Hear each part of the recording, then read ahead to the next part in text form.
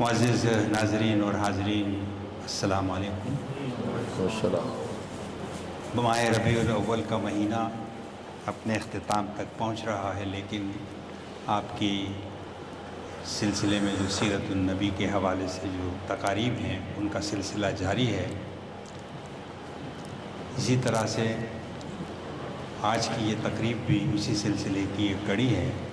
ہماری خوش قسمتی ہے کہ آج ہمارے درمیان مفتی اعظم امریکہ ڈاکٹر مفتی منیر احمد اخن صاحب تشریف فرما ہیں۔ تو آئیے پروگرام کا آغاز کرتے ہیں۔ سب سے پہلے اللہ کی بابرکت نام سے اس پروگرام کا آغاز کرنے جائیں گے، اور اس کے لیے میں استدعا کروں گا قاری رضوان صاحب سے کہ وہ آئیں اور تلاوت کلام پاک سے اس تقریب کا آغاز کریں۔ قاری رضوان۔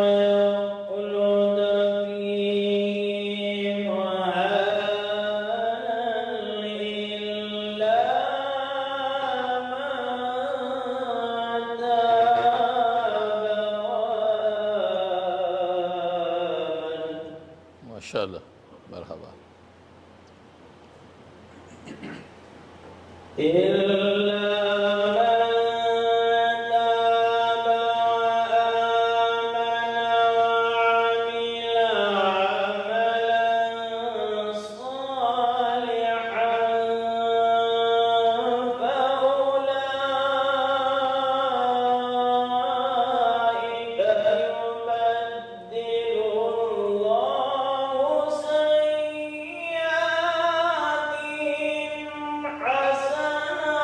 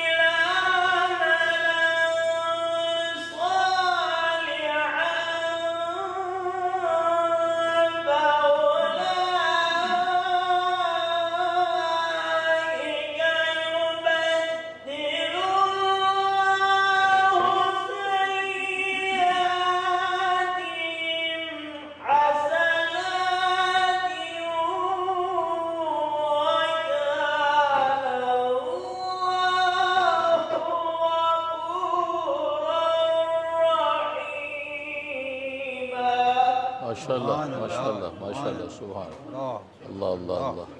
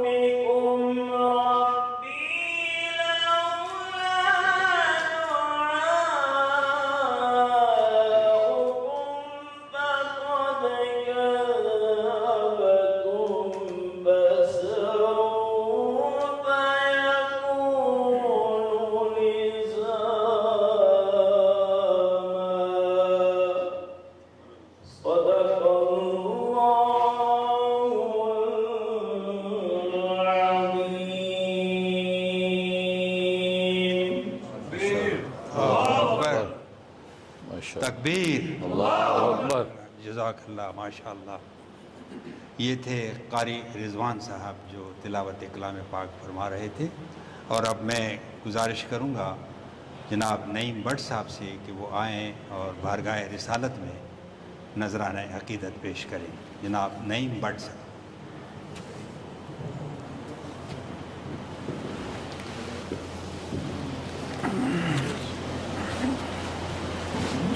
محبت سے روشنی پڑے جی پورے جوش کے ساتھ. صلی اللہ علیہ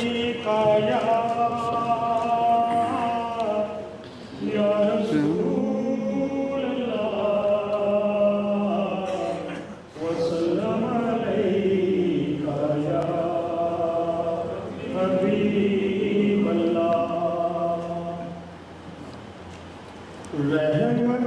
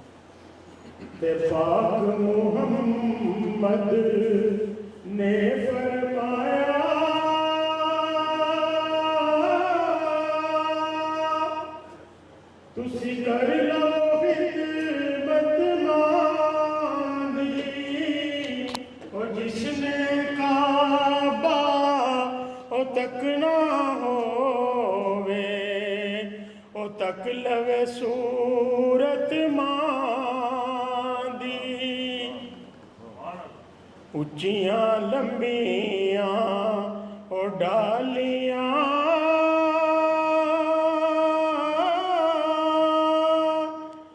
ते गनियां जिन्हां दियां छावां हर एक चीज़ बाजारों लभदी नहीं लभदियां जे परमावां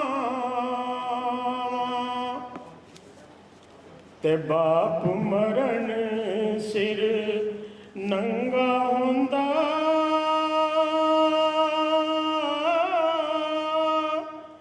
ते वीर मरण कंडहाली ते मावा बाजो मोहम्मद बख्शा ते कौन करे रखवाली ओ ते लोए लोए ओ भर लई कुड़िए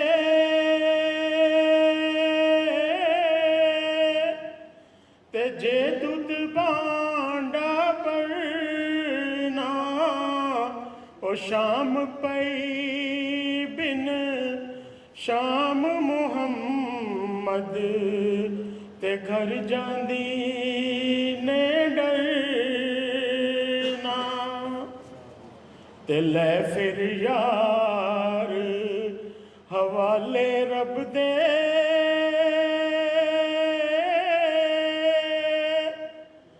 ते मेले 4 दिनां दे उस दिन ईद मुबारक हो सी ओ जिस दिन फिर मिलांगे। बहुत शुक्रिया। माशाअल्लाह, जज़ाकल्लाह जी। मुअज़्ज़िज़ हाज़रीन महफ़िल, जैसे कि आप जानते हैं कि माह रबीउल अव्वल में हम सरवर कायनात हज़रत मोहम्मद मुस्तफ़ा सल्लल्लाहु अलैहि वसल्लम की ये दिन मनाते हैं और ये अल्लाह का एहसान है कि आप आखिर नबी रहमतुल लिल आलमीन बनकर आए हैं। ये बहुत ही वजाहत के साथ जगह जगह और बारहा कहा गया कि आपकी आमद ही की वजह थी कि लौला कलिमा अफ़लाका, अगर आप ना होते तो ज़मीन और आसमान को न पैदा करते। यहाँ तक कि मौलाना जामी ने तो ये कहकर बात ही ख़त्म कर दी कि बादस खुदा बुज़ुर्ग तू ही किस्सा मुख्तसर, लेकिन बात यहाँ भी ख़त्म नहीं होती। बात रब्बे कायनात ने ये कहकर ख़त्म कर दी कि वरफ़अना लका ज़िक्रक, हमने तुम्हारे ज़िक्र को ता क़यामत बुलंद रखा। बात अगर मैं आगे बढ़ाऊँ तो हज़रत मौलाना सफ़ीउर रहमान मुबारकपुरी की किताब अर्रहीकुल मख्तूम में वो फरमाते हैं कि अल्लाह की बेशुमार नेमतें यहाँ तक कि सूरह रहमान में दी गई रहमतों को एक जगह, और सबसे बड़ी नेमत जो है कि आप हमको आप सल्लल्लाहु अलैहि वसल्लम की उम्मत बना के भेजे, ये सबसे बड़ी नेमत है। हम जिस मुल्क में जिस माशरे में रहते हैं यहाँ पर मुख्तलिफ़ मज़ाहिब के लोग हैं और हर मज़हब को आज़ादी है। अब हमारा जो हैसियत मुसलमान, हमारा काम ये है कि हम अपने बच्चों को, अपनी नई नस्ल को ये बता सकें कि हम किस तरीके से हमारे रसूल पाक ने अपनी सीरत, अपनी ज़िंदगी गुजारी। ज़्यादा ज़ोर उन्होंने दिया अखलाकियात पर, और हम उन अखलाकियात को इस माशरे में आगे बढ़ाएं कि लोग ये कह सकें कि अच्छा ये हैं वो लोग जो हज़रत मोहम्मद मुस्तफ़ा के मानने वाले हैं। तो इस अखलाकियात को लेकर हमें, आप सब जानते हैं कि माइकल हार्ट की मशहूर किताब द 100 अज़ीम, उसमें सबसे पहला नाम आप सल्लल्लाहु अलैहि वसल्लम का रखा गया, उन्होंने लिखा। अब सवाल ये पैदा होता है कि माइकल हार्ट तो मुसलमान तो नहीं थे ना, या यहूदी होंगे या ईसाई होगा, लेकिन उसने सबसे पहला नाम आप सल्लल्लाहु अलैहि वसल्लम का रखा, और तीसरा नाम हज़रत ईसा का रखा, 15वां नाम हज़रत मूसा का रखा, और 52वें नंबर पर हज़रत उमर फ़ारूक का रखा। तो आप सल्लल्लाहु अलैहि वसल्लम, उसे चाहिए तो ये था کہ وہ حضرت عیسیٰ کو پہلے نام رکھتا اگر وہ عیسائی تھا، لیکن چونکہ اخلاقیات پر اور انسانی عظمت پر سب سے بڑا نام دنیا میں اگر ہے تو وہ آپ صلی اللہ علیہ وسلم کا ہے۔ اسی طریقے سے ولیم فاکس جو ایک بہت معروف پادری تھے، مبلغ تھے، وہ لکھتے ہیں اپنے سوانح حیات میں کہ مجھے ایک مرتبہ اوٹاوا میں خطاب کا موقع دیا گیا اور مجھے یہ ٹاپک دیا گیا کہ the morality of the Muhammad peace be upon him, کہا کہ میں وہ ساری خصوصیات آپ صلی اللہ علیہ وسلم کی بیان کرتا رہا، اور وہ کہتے ہیں کہ میری زندگی کا سب سے بڑا اجتماع 500 سے زائد افراد تھے۔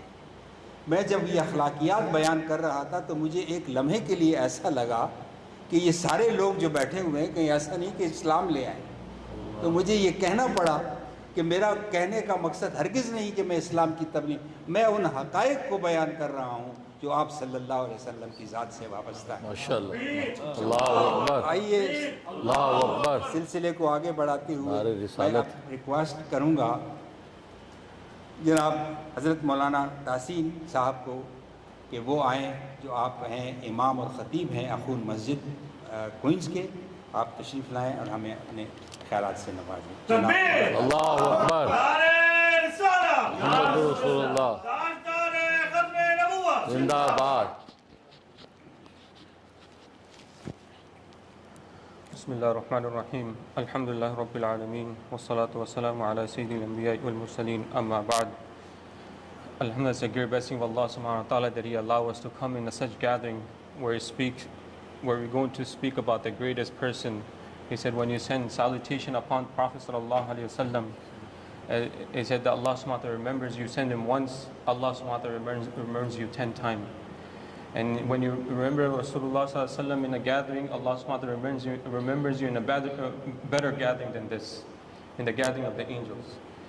And he said on the day of Friday, today is Friday, and we have Sirat conference, we're talking about the greatest personality that ever come onto the face of this earth. The person who sits on the day of Friday and sends 80 times salutation and salatu wasalam upon Rasulullah sallallahu alaihi wasallam, after Asr Salah, he said his 80 years of sins are forgiven. Just sending salutation and durood salatu wasalam upon Rasulullah sallallahu alaihi wasallam on the day of Friday, 80 years of sins are forgiven. A person might say, hey, that my sins are forgiven. The hadith continues, 80 years of hasanat is also given to this individual. How many of us do we know that lived past 80? We don't know, as not many people that passed age of 80, but Allah is giving you a reward just sending salutation and salatu wasalam upon Rasulullah sallallahu alaihi wasallam. So when did the seerat of the Prophet sallallahu alaihi wasallam begin? When he was came into existence? It was asked by Abu Hurairah radiyallahu anhu. Abu Hurairah radiyallahu anhu asked the Prophet sallallahu alaihi wasallam, Ya Rasulullah, mata wajabat nabuwa, when you were giving the nabuwat, when were you giving nabuwat?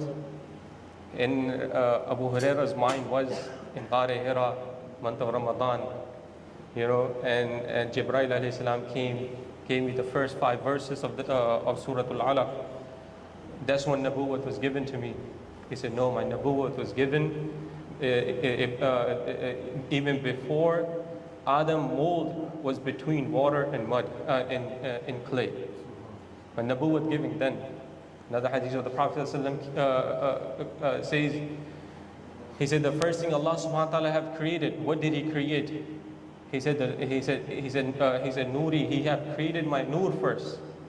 He said from that Allah subhanahu wa ta'ala created Qalam and Lawh Mahfud, and then the entire instruction and manual was created to create the entire humanity.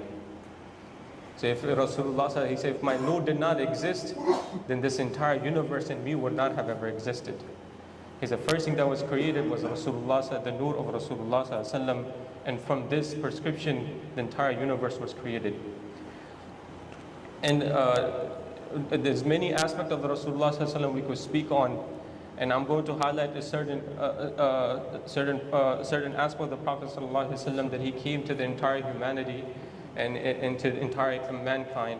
And at his time, how he became a statesman, and how he sent out letter to the different kings of that time, which even Quran also declares about different kingdom in the time of the Prophet ﷺ, where the Surah Rum was revealed, Ghulabitul Rum, the Byzantine Empire. And is to talk about the envoy of the Prophet ﷺ sent out to these different kings. And one of the favorite envoy in the letter was sent out to Najashi. Najashi was the king of Ethiopia, Abyssinia, and he was the first king to accept the Muslims in time when people migrated from Mecca to Abyssinia. He was the first king to accept the Muslims and allow them to practice their deen. And the famous dialogue that took with Ja'far bin Abi Talib radiallahu anh, where he recited Surah Al-Maryam in front of him and gave a description of Isa alayhi salam and then Maryam alayhi salam, in a beautiful description where he started to cry and there was a hue in his kingdom. And he allowed them to practice their deen. And so Rasulullah sallallahu alaihi wasallam sent a letter to him as well after he migrated to Medina. And the person who delivered the letter was a Sahabi by the name Amr bin Dirmi radiallahu an, Amr bin Umayyah bin Dirmi radiallahu an. And this letter was very special. If you look at different letters of the Prophet, this one was the most kind letter you could say that was sent to a king. Other letter was warning. If you accept Islam, you're safe. If you don't accept Islam, then you're destroyed. And I'll get to that. But for Najashi, those words weren't used.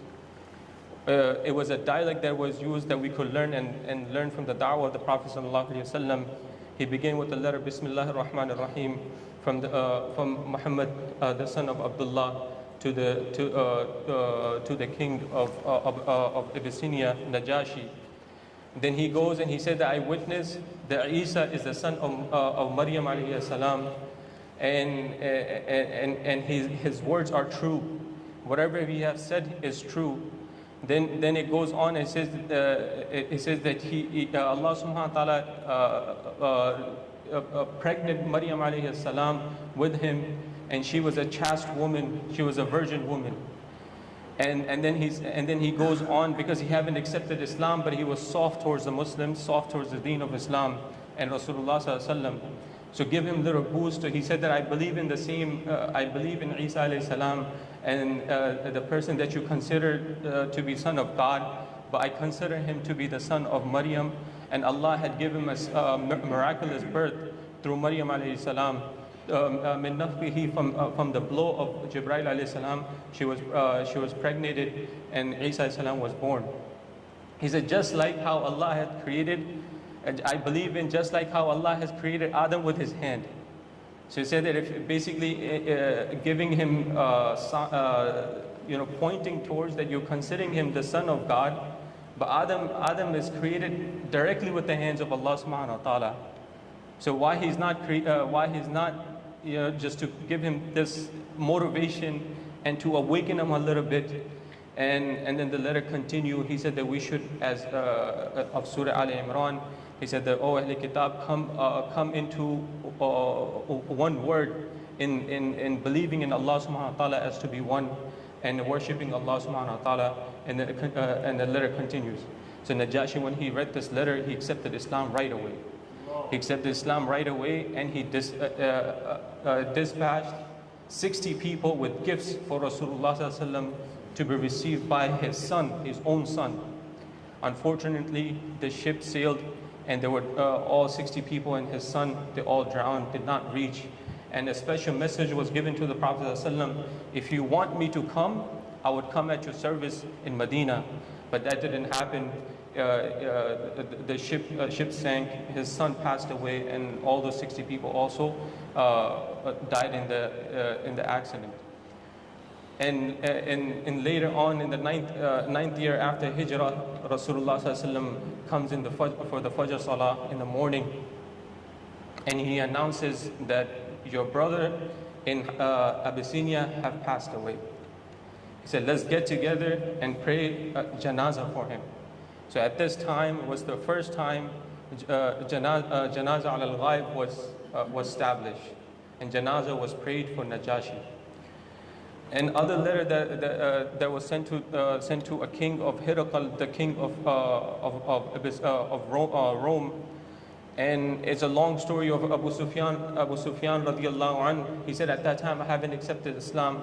A letter comes to I'm just saying it briefly, and he said I was in Syria in Sham for my business deal, and the king called me in regards to the letter delivered by Tahiyya Qalbi radiallahu anhu. And he wanted, before he opened the letter, it was a custom of the kings and respect to investigate who's sending this letter. And before he opened the letter, he said, call these people. I know these people don't believe in him, and they're enemy of Muhammad sallallahu alaihi wasallam. So let me ask them, let me investigate from them. He asked who is closer to Rasulullah sallallahu alaihi wasallam. Abu Sufyan radiallahu anhu, he narrates, he said that I moved forward and he said I am closer to him, and I'm from his family. And he told his companion to stand behind him. He said, if he lies, so interject and contradict him if he lies. So Abu Sufyan, he said, at that time, having accepted Islam, so he said, I wanted to lie so badly. He said, but I was in fear that if that my companion would call out that I am a liar. For the fear of this, I did not lie. So he asked him, is he from a noble family? He said, of course, he's from a noble family. Does he have any prophecy before him? Were there any in his family, any prophet? He said, no, there wasn't. And Hirakal explains that he said, reason I asked this is because a person who had prophet in his ancestry, he might wanted to be a prophet again, to bring that glory back into his family. Maybe that's what he claimed. But there's no prophet in his family. He's from a noble family. And he said, were there any kings? He said, there's no kings in his family. He said, who accepts Islam? Do the poor or the rich? He said, the poor. He said, do the poor leave Islam after they accept Islam? He said, no, they stay very firm into the religion. And he continued, and Hirakal explained. He said he's a true prophet of Allah. And the statement that I want to say and to highlight, he wasn't a Muslim. He was a king of the Roman Empire, one of the greatest empire. And he tells Abu Sufyan, now he's giving da'wah to Abu Sufyan. He's not even Muslim. Both are not Muslim. One is Mushir, one is the king of Byzantine. And he said that whatever you have given description of his, he never speaks lie, And why would he lie about this? He never spoke to you lie about any of the worldly things. Then he said, if I have a chance I will hasten to go meet him and wash his feet. He said, I will hasten and go and meet him and I'll wash his feet.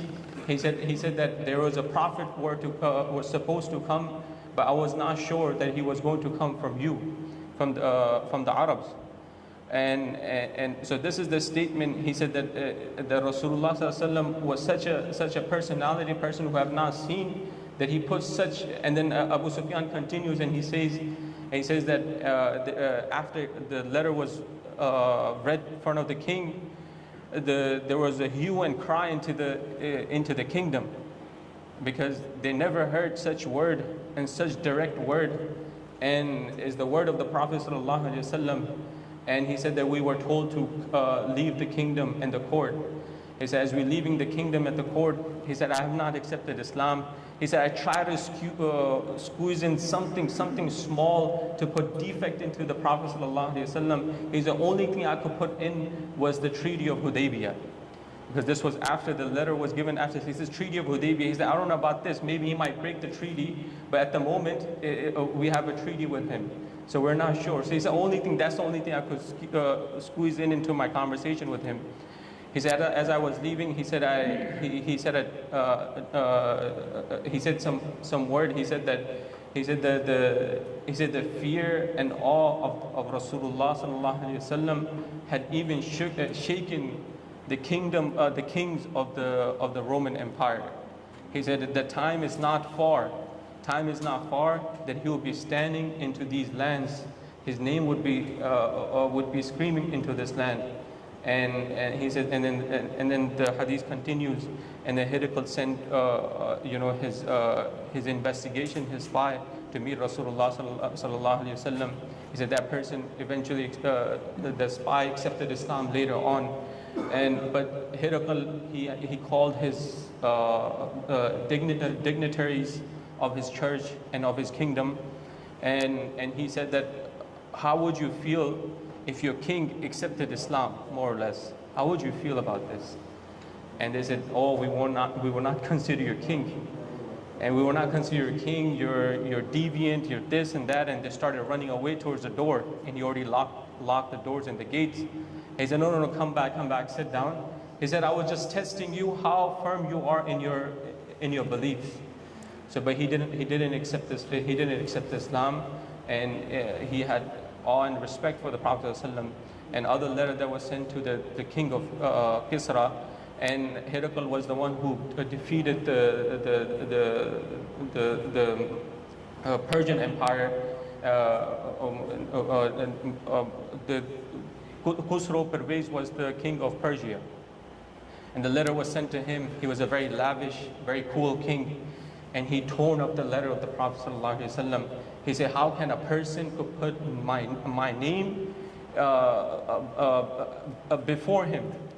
How come? Because he started Bismillah ar-Rahman ar-Rahim, and the name of Allah subhanahu wa ta'ala comes min Muhammad, from Muhammad the son of Abdullah. He said, how can he put his name before my name? And because of this, because of his arrogance, he ripped up the letter.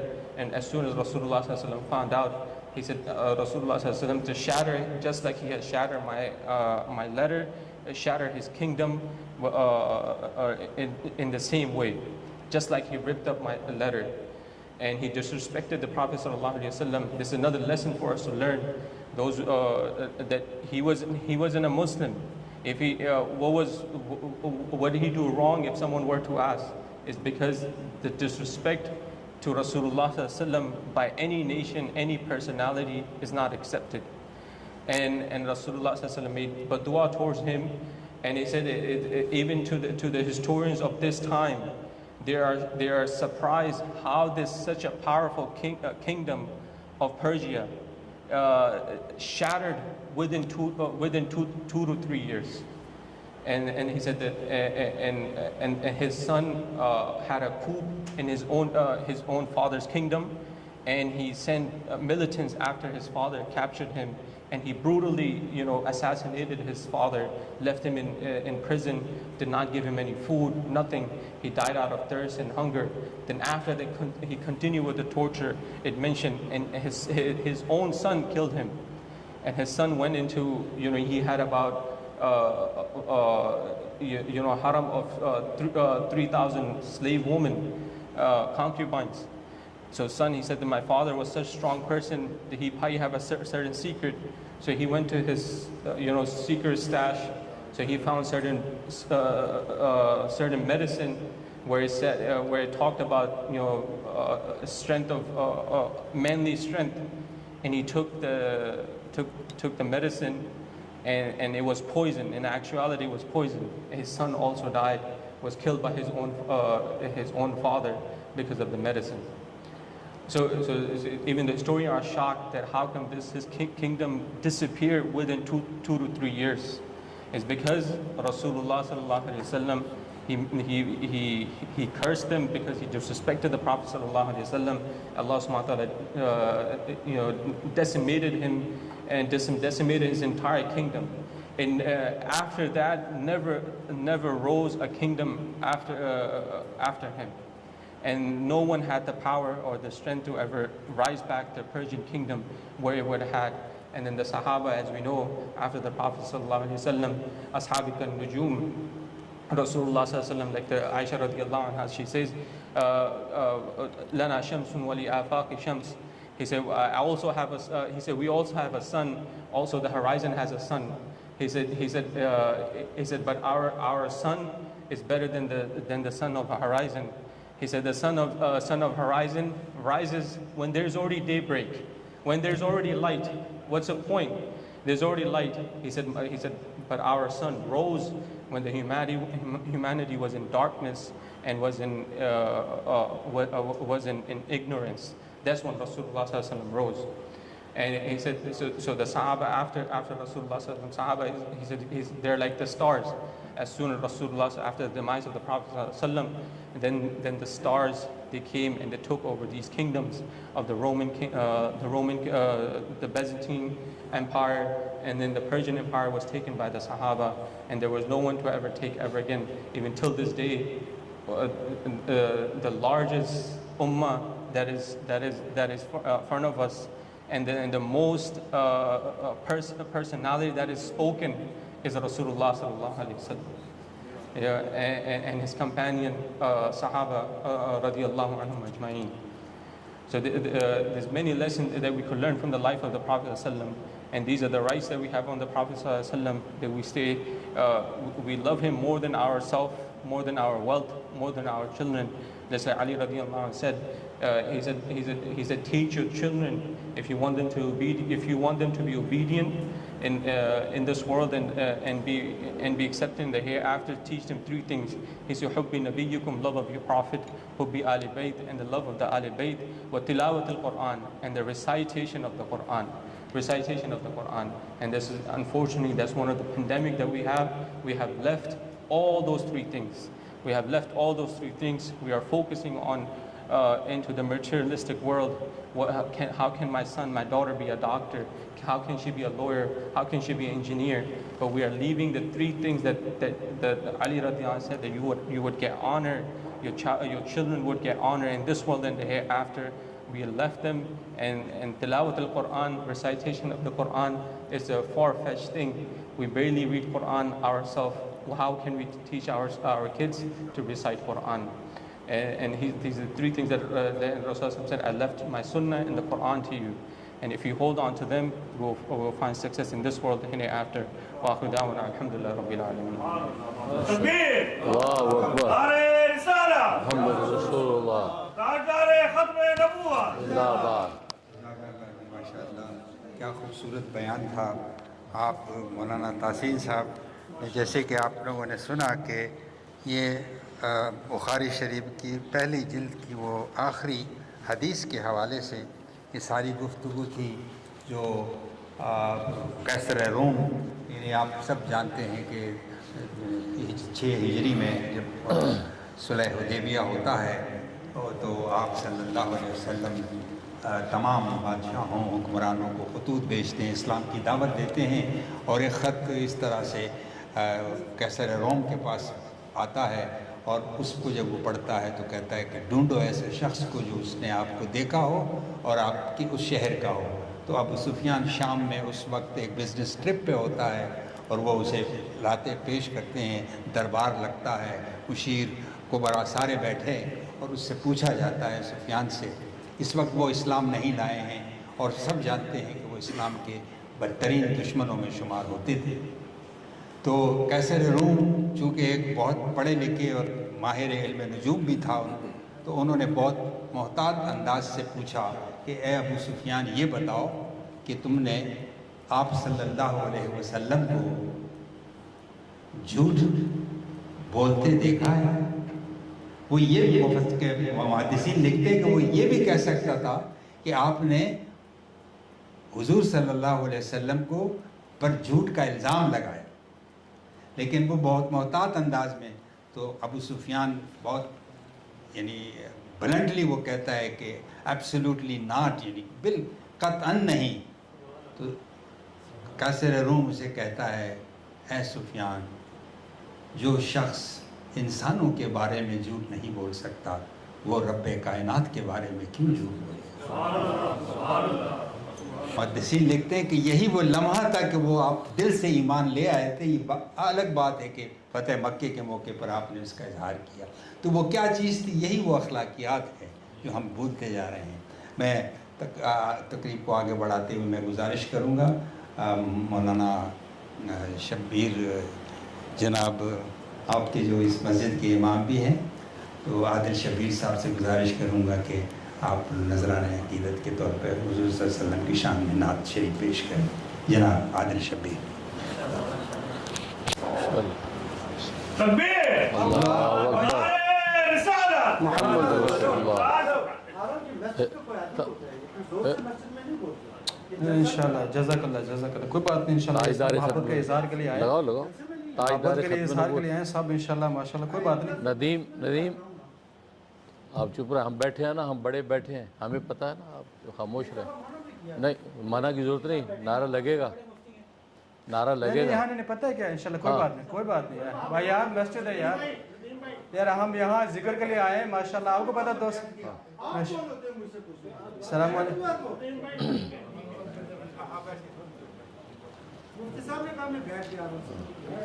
دیکھیں وہ آپ کو تو وہ مشہور حدیث کا پتہ ہی ہے کہ آپ صلی اللہ علیہ وسلم لیلۃ القدر جو ہے اس کا بیان کرنے کے لیے باہر کے 2 صحابہ میں اختلاف ہو گیا، اور اس کو تو یہاں برکت کے لیے برکت سمیٹ رہے ہیں. ہم یہاں سب آئے ہیں تو انشاءاللہ تعالیٰ کوئی بات نہیں. سب اپنے جذبات کا اظہار کرتے ہیں. آپ محبت ہے تو کوئی بات نہیں، انشاءاللہ اللہ برکت دے گا. جزاکم اللہ. السلام. یہ ہے ساتھ ہے انشاءاللہ. اللہ کرم. سارے حضرات صاحب پڑھیں انشاءاللہ، بہت مزہ آئے گا. یہ حمد ہے. سب حاضر، اللہ کا دربار ہے، مسجد ہے. حاضر ہے تیرے دربار میں ہم، حاضر ہے تیرے دربار میں ہم. اللہ کرم، اللہ کرم، اللہ کرم، اللہ کرم. دیتی ہے صدائے چشم نم. اللہ کرم، اللہ کرم، اللہ کرم، اللہ کرم. جن لوگوں پہ ہے انعام تیرا ان لوگوں میں لکھ دے نام میرا. جن لوگوں پہ ہے انعام تیرا ان لوگوں میں لکھ دے نام میرا. محشر میں میرا رہ جائے برم. اللہ کرم، اللہ کرم، اللہ کرم، اللہ کرم.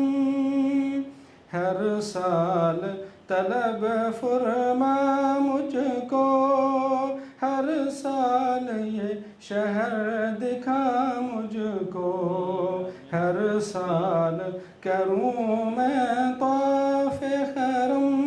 اللہ کرم، اللہ کرم. میری آنے والی سب نسلیں تیرے گھر آئے تیرا در دیکھیں. میری آنے والی سب نسلیں تیرے گھر آئے تیرا در دیکھیں. اسبابوں کو ایسے بہم. اللہ کرم، اللہ کرم، اللہ کرم، اللہ کرم. اور چند اشعار ہیں نعت کے، جیسے مجلس درود کا اللہ کے نبی صلی اللہ علیہ وسلم سیرت نبی کے ان کے ذکر سے صلاۃ والسلام بھی پڑھے ہیں، درود شریف بھی پڑھے ہیں، اور یہ مجلس ان کے کمالات، ان کی سیرت کے بیان کے حوالے سے ہے تو یہ بھی ذکر ہے. تو شاعر فرماتا ہے وہی زمانے میں عالی مقام ہوتا ہے، وہی زمانے میں عالی مقام ہوتا ہے. زباں پر جس کی درود و سلام ہوتا ہے. شرف یہ کس کو ملا ہے میرے نبی کے سوا، شرف یہ کس کو ملا ہے میرے نبی کے سوا، کہ عرش پر بھی خدا ہم کلام ہوتا ہے، کہ عرش پر بھی خدا ہم کلام ہوتا ہے. وہاں برس برستی ہے رحمت وہاں برستی ہے رحمت جہاں پہ ذکر نبی وہاں برستی ہے رحمت جہاں پر ذکر نبی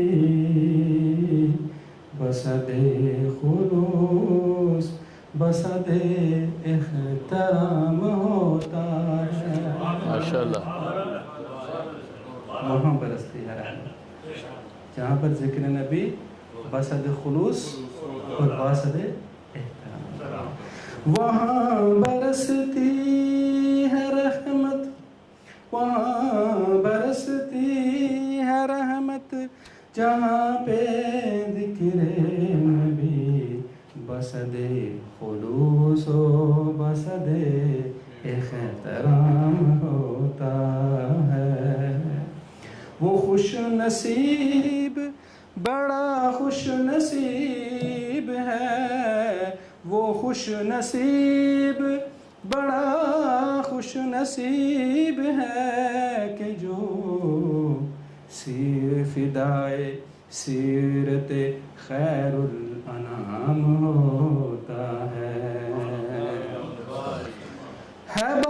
بادشاہی بھی آفاق اس کے قدموں میں ہے بادشاہی بھی آفاق اس کے قدموں میں جو بارگاہ نبی کا غلام ہوتا ہے جو بارگاہ نبی کا غلام ہوتا ہے پھر سنیں ہے بادشاہی بھی آفاق اس کے قدموں میں ہے بادشاہی بھی آفاق اس کے قدموں میں جو بارگاہ نبی کا غلام ہوتا ہے وہی زمانے میں عالی مقام ہوتا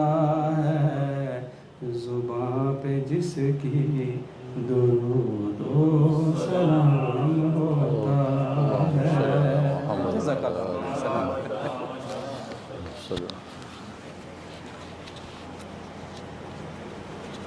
یہ تھے جناب عادل شبیر صاحب جو حضور صلی اللہ علیہ وسلم کے نذرانے عقیدت پیش کر رہے تھے وقت کافی ہو چکا ہے اور اب میں دست بدستہ گزارش کروں گا پیر طریقت رہبر شریعت مفتی اعظم امریکہ ڈاکٹر مفتی منیر احمد اخوند صاحب مدظ اللہ عالی سے کہ وہ اپنے خیالات سے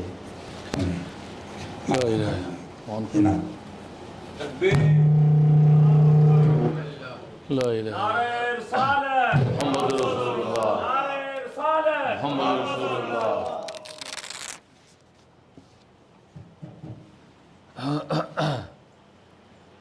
لا الہ الا اللہ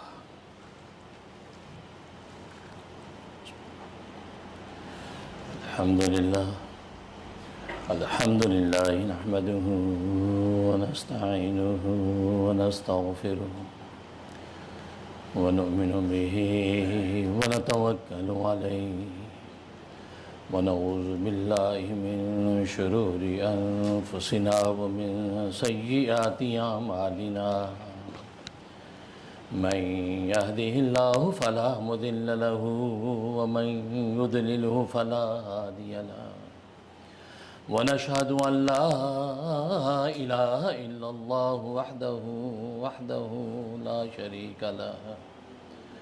لا شريك له ولا نظير له ولا مثل له ولا مثال له ونشهد أن سيدنا وسندنا وشفيعنا وشفيع أمرنا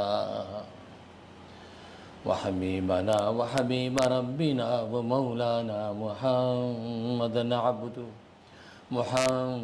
عبده ورسوله أرسله الله إلى كافة للناس بشيرا ونذيرا وداعيا إلى الله بإذنه وسراجا منيرا.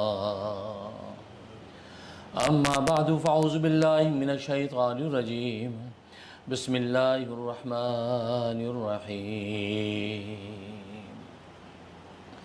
إن الله وملائكته يصلون على النبي يا أيها الذين آمنوا صلوا عليه وسلموا تسليما.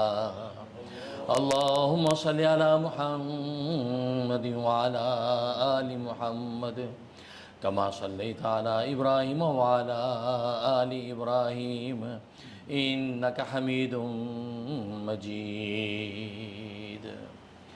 اللهم بارك على محمد وعلى آل محمد كما باركت على إبراهيم وعلى آل إبراهيم إنك حميد مجيد. اللهم صل على محمد النبي الأمي. اللهم صل على محمد النبي الأمي. اللهم صل على محمد بعدد كل داء ودواء وبارك وسلم. بسم الله الرحمن الرحيم. عن جابر بن عبد الله رضي الله تعالى عنه قلت يا رسول الله بأبي أنت وأمي أخبرني عن أول شيء خلقه الله قبل الأشياء. فقال رسول الله صلى الله عليه وسلم يا جابر إن الله خلق قبل الأشياء نورا نبيك من نوره فجعل ذلك النور يدور بالقدرة حيث شاء الله ولم يكن في ذلك الوقت لوح ولا قلم ولا جنة ولا نار ولا ملك ولا سماء ولا أرض ولا شمس ولا قمر ولا جن ولا انس. فلما اراد الله ان يخلق الخلق قسم ذلك النور اربعة اجزاء فخلق من الجزء الاول القلم ومن الثاني اللوح ومن الثالث العرش ثم قسم الجزء الرابع اربعة اجزاء فخلق من الجزء الاول الحملة ومن الثاني الكرسي ومن الثالث سائر الملائكة ثم قسم الجزء الرابع أربعة أجزاء فخلق من الجزء الأول السماوات ومن الثاني الأرضين ومن الثالث الجنة والنار ثم قسم الجزء الرابع أربعة أجزاء فخلق من الجزء الأول نور أبصار المؤمنين ومن الثاني نور قلوبهم ومن الثالث نور أنسهم وهو التوحيد لا إله إلا الله محمد رسول الله. رواہ المواہب اللدنیہ والخصائص الکبریٰ. حضرت جابر بن عبداللہ رضی اللہ تعالیٰ عنہ کہتے ہیں میں نے عرض کیا اے اللہ کے رسول صلی اللہ علیہ وسلم میرے ماں باپ آپ پر قربان ہو مجھے بتائیے کہ سب سے پہلے اللہ تعالیٰ نے کیا چیز پیدا کی. سب سے پہلے اللہ تبارک و تعالیٰ نے کس چیز کو پیدا کیا؟ آپ نے فرمایا اے جابر سب سے پہلے اللہ نے تیرے نبی کا نور اپنے نور سے پیدا کیا. سب سے پہلے نبی کا نور پیدا کیا اور وہ نور اللہ کی قدرت سے جہاں چاہتا پھرتا رہا. اس وقت نہ لوح تھا نہ قلم نہ جنت و دوزخ نہ فرشتے نہ آسمان و زمین نہ سورج و چاند اور نہ جن و انس. کچھ بھی نہیں تھا، نور محمدی تھا صرف. پھر جب اللہ نے مخلوق کو پیدا کرنا چاہا تو اس نور کو 4 حصوں میں تقسیم کر دیا. اس نور کے 4 حصے کر دیے. پہلے حصے سے قلم بنایا، دوسرے سے لوح بنائی اور تیسرے سے عرش بنایا اور چوتھے حصے کو مزید 4 حصوں میں تقسیم کر دیا. پہلے حصے سے عرش کے اٹھانے والے فرشتے یعنی حاملۃ العرش بنائے، دوسرے حصے سے کرسی بنائی اور تیسرے سے باقی فرشتے پیدا کیے. پھر چوتھے حصے کو مزید 4 حصوں میں تقسیم کر دیا. پہلے حصے سے آسمان بنایا، دوسرے حصے سے زمینوں کو بنایا اور تیسرے حصے سے جنت اور دوزخ کو پیدا کیا. پھر چوتھے حصے کو مزید 4 حصوں میں تقسیم کر دیا۔ پہلے سے مومنوں کی آنکھوں کا نور بنایا، اللہ اکبر، ایمان والوں کی آنکھوں کا نور بنایا۔ دوسرے سے ان کے دلوں کا نور پیدا کیا، اور تیسرے سے ان کے انس کا نور پیدا کیا، اور وہ انس توحید ہے۔ وہ توحید کیا ہے؟ لا الہ الا اللہ محمد الرسول اللہ۔ یہ حدیث مواہب اللدنیہ میں اور علامہ سیوطی رحمۃ اللہ نے خصائص الکبریٰ میں نقل فرمائی ہے۔ سب سے پہلے مشیت کی انوار سے نقش روئے محمد بنایا گیا، سب سے پہلے مشیت کی انوار سے نقش روئے محمد بنایا گیا، پھر اسی نقش سے مانگ کر روشنی بزم کون و مکان کو سجایا گیا۔ وہ محمد بھی احمد بھی محمود بھی، وہ محمد بھی احمد بھی محمود بھی، حسن مطلق کا شاہد بھی مشہود بھی، علم و حکمت پہ وہ غیر محدود بھی، ظاہراً امیوں میں اٹھایا گیا۔ اس کی رحمت بے حد و بے انتہا، اس کی رحمت بے حد و بے انتہا، اس کی شفقت بے حد و بے انتہا، جو بھی عالم جہاں میں بنایا گیا اس کی رحمت سے اس کو سجایا گیا۔ اللہ اکبر، محمد رسول اللہ زندہ باد۔ مجھے حشر کا غم کس لیے ہے قاسم، مجھے حشر کا غم کس لیے ہے قاسم، میرا آقا ہے وہ، میرا مولا ہے وہ، جس کے دامن میں جنت بسائی گئی، جس کے ہاتھوں سے کوثر لٹایا گیا۔ بزرگان محترم، برادران عزیز اور میری اسلامی بہنیں، جیسا کہ آپ جانتے ہیں کہ آج یہ سیرت النبی کا جلسہ Kashmir Islamic centre Yonkers New York کے اندر منعقد کیا جا رہا ہے، اور آج مورخہ 19 سپٹمبر 2025 بروز جمعۃ المبارک ہے۔ ظاہر ہے کہ نسبتوں سے قیمتیں بدل جاتی ہیں۔ آج کی اس تقریب کی نسبت محمدی ہے صلی اللہ علیہ وسلم، اور ابھی آپ نے طویل حدیث سنی ہے کہ نسبت محمدی ہی وجہ تخلیق کائنات ہے۔ نور محمدی کو پیدا نہ کیا جاتا تو یہ کائنات ہی پیدا نہ ہوتی۔ اور پھر جیسے کہ آپ نے طویل حدیث سنی ہے کہ اس نور محمدی ہی کے ذریعے سے ساری کائنات، عرش و فرش، ایک ایک چیز، ذرہ کائنات پیدا کیا گیا ہے۔ اس سے سرکار دو عالم صلی اللہ علیہ وسلم کی اس نور محمدی کی عظمت کا اندازہ آپ لگا سکتے ہیں کہ سب سے پہلی کائنات کے اندر کوئی تخلیق کی اللہ تبارک و تعالیٰ نے تو سب سے پہلے محمد مصطفیٰ احمد مجتبیٰ نبی آخر الزماں کا نور محمدی پیدا فرمایا۔ تو آج کی اس تقریب کو اس نسبت محمدی حاصل ہے، اور نسبتوں سے قیمتیں بدل جاتی ہیں۔ بلکہ اس پر امام رومی رحمۃ اللہ علیہ کے قصہ سناتا ہوں جس سے آپ کو نسبت کی قیمت کا پتہ چلتا ہے۔ لکھا ہے کہ ہارون رشید بادشاہ کے زمانے میں ہارون رشید بادشاہ اپنے ایک وزیر کے گھر میں گیا، تو وزیر کے بچے سے ہارون رشید بادشاہ نے سوال کیا کہ بیٹا بتا، یہ تیرے ابا کا گھر اچھا ہے یا میرا محل اچھا ہے؟ تو بچے نے کہا کہ میرے ابا کا گھر اچھا ہے۔ تو وزیر نے آہستہ سے کان میں بچے سے کہا نہیں بیٹا کو بادشاہ صاحب آپ کا محل اچھا ہے۔ کہا کہ نہیں ابا، میرے ابا کا گھر اچھا ہے۔ تو بادشاہ بڑا حیران ہوا کہ بچہ یہ اس گھر کو اچھا کہتا ہے، میرے محل کو اچھا نہیں کہتا۔ کہنے لگا کہ بیٹا یہ تیرے ابا کا گھر تو کوئی خاص گھر نہیں ہے، میرا محل تو بڑا قیمتی ہے، وہاں تو جو ہیرے جواہرات کی تجوریاں ہیں، سونے چاندی بچھے ہوئے ہیں، عسکری اور لشکری قوت اس کی طرف متوجہ ہیں، اتنا عالی شان گھر تیری نظر میں اچھا نہیں ہے، اور تیرے ابا کا گھر تیری نظر میں اچھا ہے، آخر کیا بات ہے؟ تو بچے نے عجیب بات کہی، کہا کہ بادشاہ سلامت، جس بادشاہ کی وجہ سے وہ محل اچھا ہے وہ بادشاہ اس وقت میرے ابا کے گھر میں بیٹھا ہے،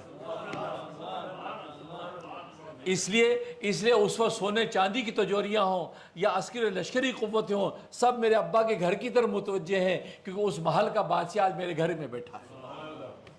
اس پر امام رومی فرماتے ہیں دیکھو نسبت سے قیمت بدل جاتی ہے کہ بادشاہ جہاں بیٹھا وہی بادشاہی بن جاتی ہے، اور خالی محل کی کوئی قیمت نہیں رہتی۔ بالکل اسی طریقے سے وہ دل، جس دل میں بادشاہوں کا بادشاہ اتر آتا ہے، وہ دل ساری کائنات سے اچھا ہے۔ حدیث قدسی ہے لا یسونی ارضی ولا فی السماء، میری ذات اتنی بڑی ہے، میری کبریائی اتنی بڑی ہے کہ آسمان و زمین کی وسعتوں میں نہیں سما سکتی، ولاکن یسونی فی قلبی عبد المومن التقی، لیکن جب میں سمانے لگتا ہوں تو مومن متقی کے دل میں سما جاتا ہوں، اور وہ دل ساری کائنات سے اچھا ہے۔ تو آج کی اس تقریب کی نسبت رسول اللہ صلی اللہ علیہ وسلم کے ساتھ ہے، اور ایسی تقریب تو عشق و مستی لے کے آتی ہے، اس میں وارفتگی ہے، اس میں سکون نہیں، اس میں عشق کی جولانی ہے، اس میں نعرہ تکبیر بھی ہے، اس میں نعرہ رسالت بھی ہے۔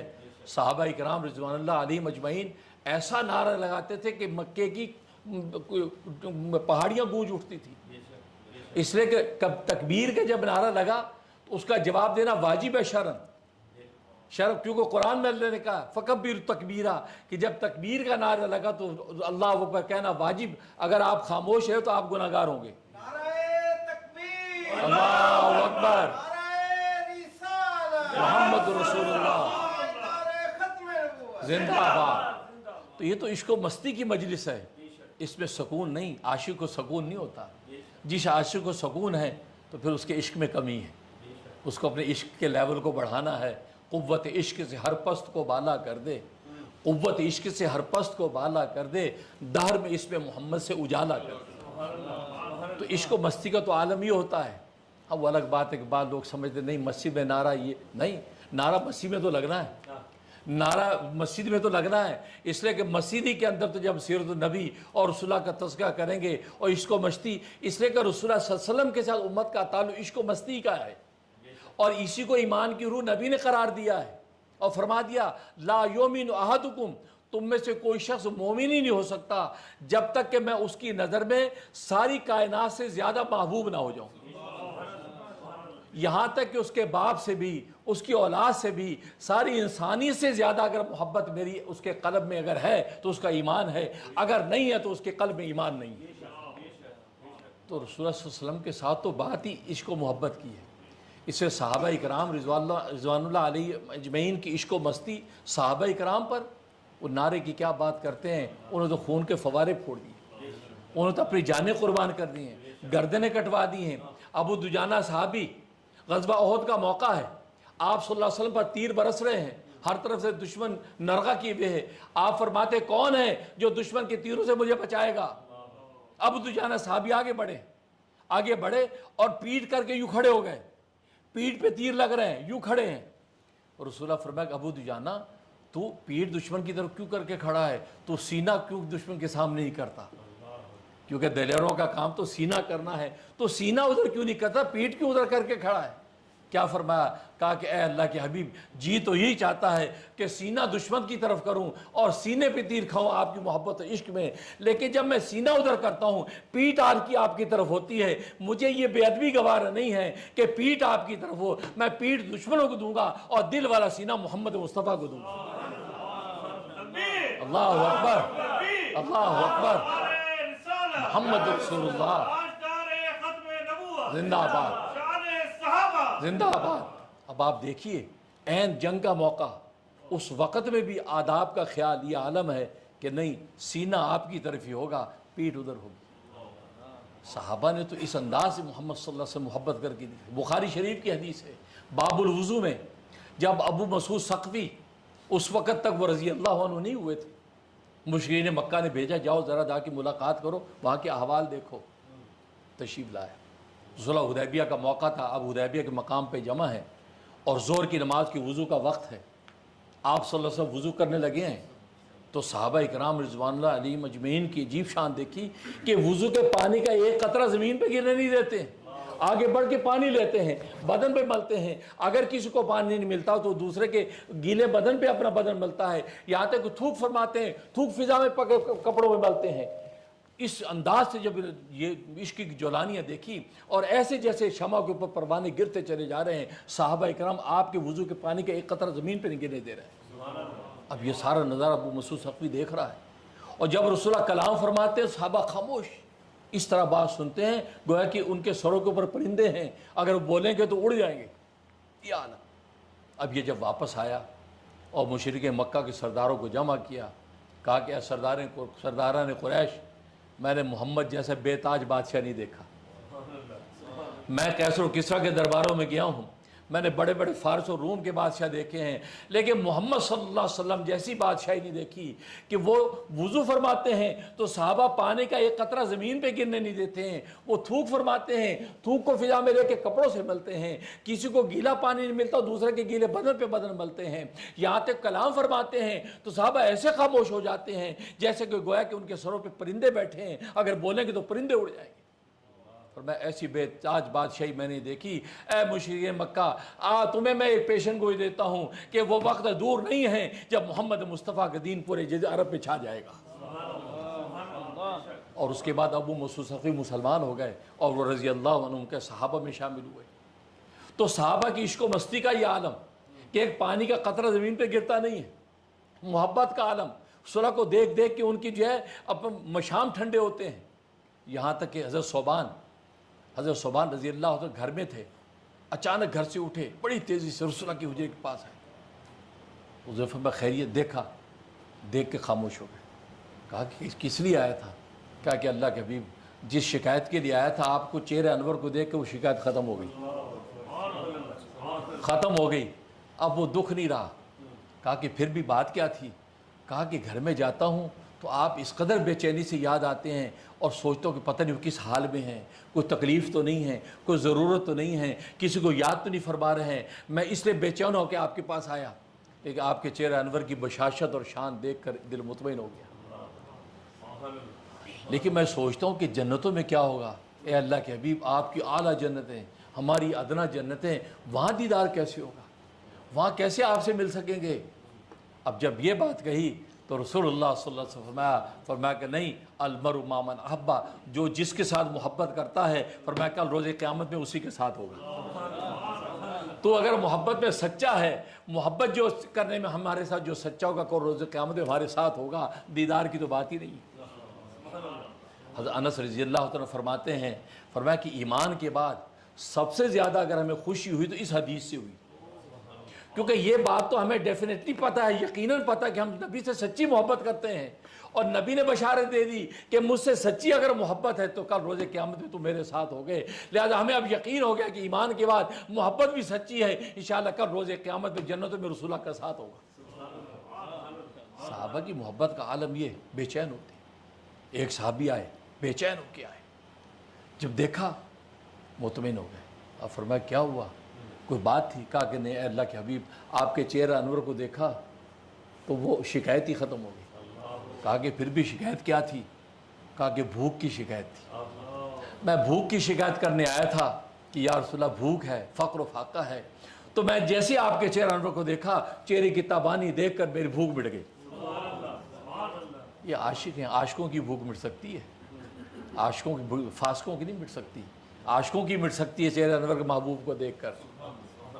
فرمایا کہ بھوک مٹ گئی تو اس نے اپنے پیٹ سے پتھر اٹھا کے دکھا کہ اللہ کے بھی ایک پتھر باندھا ہوا پیٹ پہ۔ رسول اللہ اپنے دامن ہٹایا، فرمایا دیکھیں تیرے نبی نے 2 پتھر باندھے ہیں، نبی بھی اس بھوک میں پیچھے نہیں ہے، وہ بھی تمہارے ساتھ ہی ہے، میں بھی بھوکا ہوں، تیرے پیٹ پہ 1 پتھر ہے تو تیرے نبی کے پیٹ پہ 2 پتھر ہیں۔ نبی بھی ہو تو ایسا ہو۔ تبھی صحابہ نے پھر اسلام کا زمانے میں سکہ بٹھا دیا، اپنی مثال آپ ہے یاران مصطفیٰ، انہوں نے بھی واقعی عشق و مستی کا حق ادا کر دیا۔ پھر رسول اللہ صلی اللہ علیہ وسلم نے پھر صحابہ کی جو شانیں بیان کی ہیں، صحابہ کے ساتھ جو ملاطفت و محبتیں کی ہیں، اس کی کوئی نظیر نہیں۔ یہاں تک کہ کہہ دیا اصحابی کالنجوم، میرے صحابہ ستاروں کی مانند ہیں، بِأَيِّ مُقْتَدٍ اهْتَدَيْتُمْ، کسی بھی ایک ستارے اور صحابی کا دامن پکڑ لو گے ہدایت پا جاؤ گے۔ جیسے خود آپ کی ذات تو آفتاب ہے، لاکھ ستارے ہر طرف، ظلمت شب جہاں جہاں۔ اب لاکھوں ستارے رات کو ہوتے ہیں لیکن رات کا اندھیرا چھٹتا نہیں ہے، تو شاعر یہ کہتا ہے لاکھ ستارے ہر طرف، مطلب ہر زمانے میں نبی آتا رہا لیکن ظلم اور شرک کی جو ہے گھٹا ٹوپ اندھیرا چھٹا نہیں ہے، ہر نبی آ کے اپنی ٹمٹماتی چراغ کی روشنیاں دیتا چلا گیا۔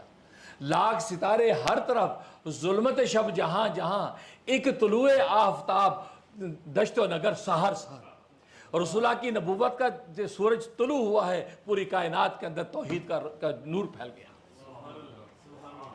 تو نبی پاک صلی اللہ علیہ وسلم کے ساتھ تو عشق و مستی کی جولانی ہوتی ہے کہ محمد سے وفا تو نے تو ہم تیرے ہیں، کی محمد سے وفا تو نے تو ہم تیرے ہیں، یہ جہاں چیز ہے کیا لوح قلم تیرے ہیں۔ اور ابھی آپ نے حدیث میں سن لیا کہ یہ لوح قلم تو نور محمدی سے تو بنے، نور کے ایک حصے سے لوح بن رہی ہے، نور کے ایک حصے سے قلم بن رہا ہے، نور کے ایک حصے سے عرش بن رہا ہے، نور کے ایک حصے سے کرسی بن رہی ہے، نور کے ایک حصے سے ساتوں آسمان بن رہے ہیں، نور کے ایک حصے سے ساتوں زمینیں بن رہی ہیں، نور کے حصے سے عرش اٹھانے والے فرشتے بن رہے ہیں، نور کے ایک حصے سے سارے ملائکہ ملکوتی پوری کی پوری کائنات بن رہی ہے۔ قدم قدم پر گویا کہ جو بھی کائنات کے اندر ایک ایک چیز نظر آتی ہے سب کی سب نور محمدی کا فیض ہے۔ تبھی تو نبی نے فرمایا انا اول خلقا و آخر باسا، میں پیدا سب سے پہلے ہوا ہوں اور ظاہر سب سے آخر میں ہوا۔ اور اس کو سمجھانے کے لیے علماء ایک مثال دیتے ہیں، فرمایا پرکار کے ذریعے سے جب آپ دائرہ کھینچتے ہیں تو اس پرکار کی نوک سے سب سے پہلے مرکزی نقطہ متعین کرتے ہیں، اس کے بعد پینسل سے پرکار سے دائرہ کھینچتے ہیں، نقطہ ابتدا اور نقطہ انتہا جب آپس میں ملتے ہیں تو دائرہ مکمل ہو جاتا ہے، اور جب پرکار اٹھاتے ہیں تو مرکزی نقطہ ظاہر ہوتا ہے۔ فرق بس یہی مثال ہے، جب اللہ تبارک و تعالی نے دائرہ نبوت بنانے کا ارادہ کیا تو سب سے پہلے اس نبوت کا مرکزی نقطہ متعین کیا، مرکزی نقطہ متعین کیا، اور پرکار کو جب گھمایا ہے دائرہ نبوت کی تو آدم علیہ السلام سے اس کی ابتدا کی اور عیسیٰ علیہ السلام پر انتہا کی۔ مبتدا منتہا جب آپس میں ملے ہیں دائرہ مکمل ہو گیا، جب پرکار اٹھی ہے تو مرکزی نقطہ محمد مصطفیٰ کی نبوت کا ظاہر ہو گیا۔ اللہ اکبر، اللہ اکبر، محمد رسول اللہ زندہ باد۔ تو مرکزی نبوت ظاہر ہو گئی۔ اب دیکھو مبدا اور منتہا دونوں پاس پاس تھے، آدم اور عیسیٰ پاس پاس تھے، اس قربت کی وجہ سے اللہ نے دونوں میں مماثلت پیدا کی، آدم کو بغیر ماں باپ کے پیدا کیا، عیسیٰ کو بغیر باپ کے پیدا کر دیا۔ آدم کو آسمانوں سے زمین پہ اتارا اور عیسیٰ کو زمینوں سے آسمانوں پہ آباد کر دیا، کیونکہ آپس میں قریب قربت مماثلت کی وجہ سے اللہ تبارک و تعالی دونوں یہ اوصاف پیدا کر دیے، ایک کو بغیر ماں باپ کے پیدا کیا تو دوسرے کو بغیر باپ کے پیدا کیا۔ اور مرکزی نبوت جب ظاہر ہوئی، اور مرکز کا کمال یہ ہوتا ہے اس مرکز کا فیض تمام طرف برابر جاتا ہے، لہٰذا سرکار دو عالم صلی اللہ علیہ وسلم کا فیض اس نور محمدی کا سارے انبیاء کو پہنچ رہا ہے، پہلے انبیاء کو بھی بعد والے انبیاء، گویا کہ پہلے انبیاء کو بھی پہنچ رہا ہے، حضرت عیسیٰ علیہ السلام بعد میں تشریف لانے والے ہیں، وہ بھی فیض محمدی مربور ہو رہے ہیں۔ تو اس سے پتہ چلتا ہے کہ آپ کو جو نبوت دی اس نبوت کی عجیب شان ہے۔ تبھی تو بیت المقدس کے اندر حدیث میں جیسے آتا ہے، انبیاء کرام جب وہاں جمع ہوئے، ہر نبی نے اپنے اپنے فضائل بیان کیے، خود سرکار دو عالم صلی اللہ علیہ وسلم جب آئے آپ نے اپنے فضائل بیان کیے، 10 فضائل تقریباً بیان کیا، آپ نے 10 فضائل بیان کیے، اور آخری فضیلت جو بیان کی وہ فرمایا کہ اللہ نے مجھے فاتح بنایا اور خاتم بنایا، فاتح اور خاتم بنایا، کہ جعلنی فاتح و خاتمہ، مجھے فاتح بنایا، مطلب فتح کا یعنی مجھ سے دروازہ کھولنا نبوت کا، مجھ سے ابتدا کی نبوت کی اور مجھ پر انتہا کی نبوت کی۔ ابتدا کیسی ہوئی؟ ابتدا اس طرح ہوئی کہ خود نبی فرماتے ہیں کہ جب پوچھا گیا کہ آپ کو نبوت کب ملی، فرمایا کنت نبیًا وآدم بین ماء و طین، مجھے تو اللہ نے اس وقت سے نبوت دے دی تھی، ابھی آدم کا گارہ تیار ہو رہا تھا، کیونکہ آپ کی ذات کو آپ کی روح کو نبوت عطا کر دی گئی، آپ کو آپ کی روح کے اندر ہی نبوت کی ملا دی گئی تھی، لہذا دوسروں کو تو بعد میں نبوتیں مل رہی ہیں، آپ صلی اللہ علیہ وسلم کو تو روح ہی کے اندر نبوت ڈال دی گئی، اس لیے آپ کی نبوت ذاتی ہے۔ اس لیے علماء علم کی زبان میں کہتے ہیں آپ کی نبوت ذاتی ہے، آپ کی ذات ہی کے اندر گویا کہ بلٹ ان ہے آج کی زبان میں، اور دوسرے جو ان کی نبوت عرضی ہے ان پر بعد میں ان کو عطا کی گئی، اور یہ سارا محمد مصطفیٰ کی نبوت کا فیض ہے، نور محمدی کا فیض ہے جو سارے نبیوں کو پہنچ رہا ہے۔ تو آپ تو اتنے شان والے نبی ہیں، اس کی تو کوئی نظیر نہیں ہے۔ تبھی جب آپ نے یہ بات بیت المقدس میں یہ بات کہی کہ جعلنی فاتح و خاتمہ، اللہ نے مجھے فاتح و خاتم بنایا، ابتدا بھی مجھ سے کی کائنات کی اور نبوت کی انتہا بھی مجھ پر ہی ہے، اور میرے بعد یہ کائنات کی انتہا ہے، اس لیے فرمایا انا والساعۃ کہاتین، میں اور قیامت یوں قریب قریب ہیں کیونکہ میرے بعد اب قیامت ہے، ابتدا کائنات کی مجھ سے ہوئی، انتہا بھی میرے پہ ہو جانی ہے۔ جب یہ بات کہ ابراہیم بیچ میں اٹھ کے آ گئے، حالانکہ اپنی باری پہ کہہ چکے، اٹھ کے آ گئے اور سارے انبیاء کو کہنے لگے افضلکم محمد صلی اللہ علیہ وسلم، یہ وہ فضیلت ہے جس کی وجہ سے محمد تم سے افضل ہو گئے، یہ وہ کمالات ہیں جو ابھی محمد نے ذکر کیے ہیں، انہی کی وجہ سے تو محمد انبیاء کی جماعت تم سے افضل اسی وجہ سے ہو گئے ہیں۔ اللہ تبارک و تعالی نے یہ کمالات اس نبی کو عطا کیے۔ اور آپ جانتے ہیں کہ نبی کو سارے نبیوں کے کمالات عطا کر دیے، مزید کمالات تو دیے حسن یوسف دم عیسیٰ ید بیضا داری آنچ خوبہ ہمہ دارن کی تو تنہا داری، سارے انبیاء کے کمالات ایک محمد مصطفیٰ کو عطا کر دیے۔ اس لیے آپ تو ایسے شان والے نبی، ان کی شانیں بیان کرتے جائیں تو شانیں بیان نہیں ہوں گی، بیان کرنے والے تھک جائیں گے۔ تبھی تو لکھا ہے کہ ایک عربی شاعر نے بہت طویل قصیدہ لکھا اور آخر میں اس سے چند اشعار لکھے جس کے اندر اپنی اعتراف ہے، گویا کہ وہ ناتوانی کر لی، اس نے اپنے عجز کا اعتراف کر لیا، جس کو اردو شاعر نے یوں کہا کہ تھکیے فکر رسا مدہ باقی ہے۔ سوچنے کی ساری جو قوتیں تھک گئی ہیں، مزید کیا لکھوں ان کی مدح میں، میری رسا گویا کہ فکر رسا تھک گئی ہے، لیکن مدح ابھی بھی باقی محمد کی۔ تھکیے فکر رسا مدح باقی ہے اور قلم آبلہ پا مدح باقی ہے۔ قلم نے اتنا طویل ترین سفر کیا کہ اس کے پاؤں میں آبلے پڑ گئے ہیں، لیکن مدح محمد کی ابھی بھی باقی ہے۔ تھکیے فکر رسا مدح باقی ہے اور قلم آبلہ پا مدح باقی ہے۔ تمام عمر لکھا مدح باقی ہے اور ورق ہوا تمام مدح باقی ہے۔ اللہ اکبر، محمد رسول اللہ زندہ آباد۔ تو حقیقت تو یہ، ہم تو حصہ ڈالنے کے لیے آئے ہیں، حصہ ڈالنے آئے، ورنہ آپ کی مدح کا حق ادا نہیں کیا جا سکتا۔ لا یمکن ثناء کما کان حقہ بعدد خدا بزرگ تو قصہ مختصر۔ بس یہ قصہ مختصر، پہلے خدا اس کے بعد مصطفیٰ، بس خدائی کے بعد جو اعلیٰ مقام وہ محمد مصطفیٰ کا ہے، پہلے خدا اس کے بعد مصطفیٰ۔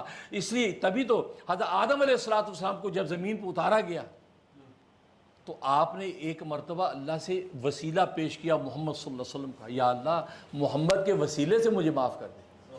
تو اللہ نے کہا آدم تجھے کیا معلوم یہ محمد کون ہے؟ کہا کہ یہ تو مجھے پتہ نہیں کہ کون ہے، لیکن میں جب جنتوں میں تھا تو میں نے عرش الہی کے اوپر ایک دستاویز دیکھی تھی، وہ لکھا ہوا تھا لا الہ الا اللہ محمد الرسول اللہ۔ تو میں نے سوچا کہ اللہ نے اپنے نام کے ساتھ جس شخصیت کا نام لکھا ہے تو یہ شخص یقین اللہ کی نظر میں محبوب و مقبول ہے، بڑی کوئی برگزیدہ شخصیت ہے۔ اور پھر اللہ نے اپنے نام کے بعد واو کا فاصلہ بھی نہیں دیا، حالانکہ دونوں الگ الگ سینٹنس ہیں، لا الہ الا اللہ ایک سینٹنس، وہ محمد رسول دوسرا سینٹنس ہے، اور جب سینٹنس دوسرا شروع ہو، جملہ دوسرا تو واو آتا ہے، اینڈ آتا ہے، لیکن یہاں واو نہیں ہے، لا الہ الا اللہ محمد رسول اللہ۔ تو آدم علیہ السلام نے کہا کہ میں نے سوچا کہ اللہ تیرے نام کے بعد جس کا نام ہے یہ ضرور کوئی برگزیدہ ہے، لہذا اس کے وسیلے سے تجھ سے معافی مانگتا ہوں۔ اللہ تبارک و تعالیٰ نے فرمایا اے آدم تو ٹھیک کہتا ہے، یہ تیری ذریت میں نبی آخر الزمان ہے محمد، تیری ذریت میں نبی آخر الزمان ہے، اگر میں نے اس کو پیدا نہ کرنا ہوتا تو آدم تجھے بھی پیدا نہ کرنا، مجھے چونکہ اس کو پیدا کرنا تھا تو تبھی آدم تجھے پیدا کیا، اور تیرے ذریعے سے آگے ذریت چلتی چلی گئی یہاں تک کہ سب سے آخر میں محمد مصطفیٰ ظاہر ہوں گے۔ تو جب یہ وسیلہ پیش کیا تو اللہ تبارک و تعالی نے آپ کی معافی کا اعلان کر دیا کہ ٹھیک ہے تو پھر پڑھ دو ربنا ظلمنا انفسنا وان لم تغفر لنا وترحمنا لنکونن من الخاسرین۔ دیکھو محمد کے وسیلے سے آدم کی معافی ہو رہی، اور سب سے پہلا وسیلہ وہ آدم نے پیش کیا۔ آج بہت سے نادان کہتے ہیں یہ وسیلہ پکڑنا جائز نہیں، یہ کیا ہوتا ہے جی، وسیلہ کیا ہوتا ہے؟ نہیں جی اسیلہ ہونا چاہیے، ہم بھی کہتے ہیں اسیلہ بھی کرو، لیکن وسیلے کو آپ منع کیوں کرتے ہیں؟ سب سے پہلے بابا آدم نے وسیلہ پکڑا ہے، سب سے پہلا وسیلہ بابا آدم نے پکڑا اپنی معافی کے لیے، اس لیے کہ وسیلے کا مطلب اصل یہ ہوتا ہے کہ انسان اپنے آپ کو اس قابل نہیں سمجھتا، میرا کیا متھا اور منہ ہے کہ خدا کے سامنے میں کوئی یا اللہ مجھے معاف کر دے، ایندہ منہ متھا یا اللہ ایندے صدقے معاف کر دے، اللہ اس کی وجاہت کو دیکھ کے معاف کر دیتا ہے۔ وسیلے کے اندر اگر غور کرے تو وہ تواضع ہے، عاجزی ہے، ندامت ہے۔ وسیلہ پیش کرنے والا اپنے آپ کو اس قابل نہیں سمجھتا کہ ڈائریکٹ اللہ سے میں کچھ مانگوں، وہ کہتے یا اللہ میرا کی منہ متھا، تیرے نبی کی ذات کے صدقے سے تو مجھے معاف کر دے، اللہ اس کی ذات کے صدقے سے اس کو معاف کر دیتا ہے، اور اس کی یہ ندامت اللہ کو زیادہ پسند آتی ہے۔ اس لیے وسیلہ جو ہے یہ تو ایمان والوں کا، تبھی تو اہل سنت والجماعت کا برحق عقیدہ یہ ہے کہ وسیلہ پیش کرو۔ وسیلے سے جلدی اللہ تبارک و تعالیٰ دعائیں سنتا ہے.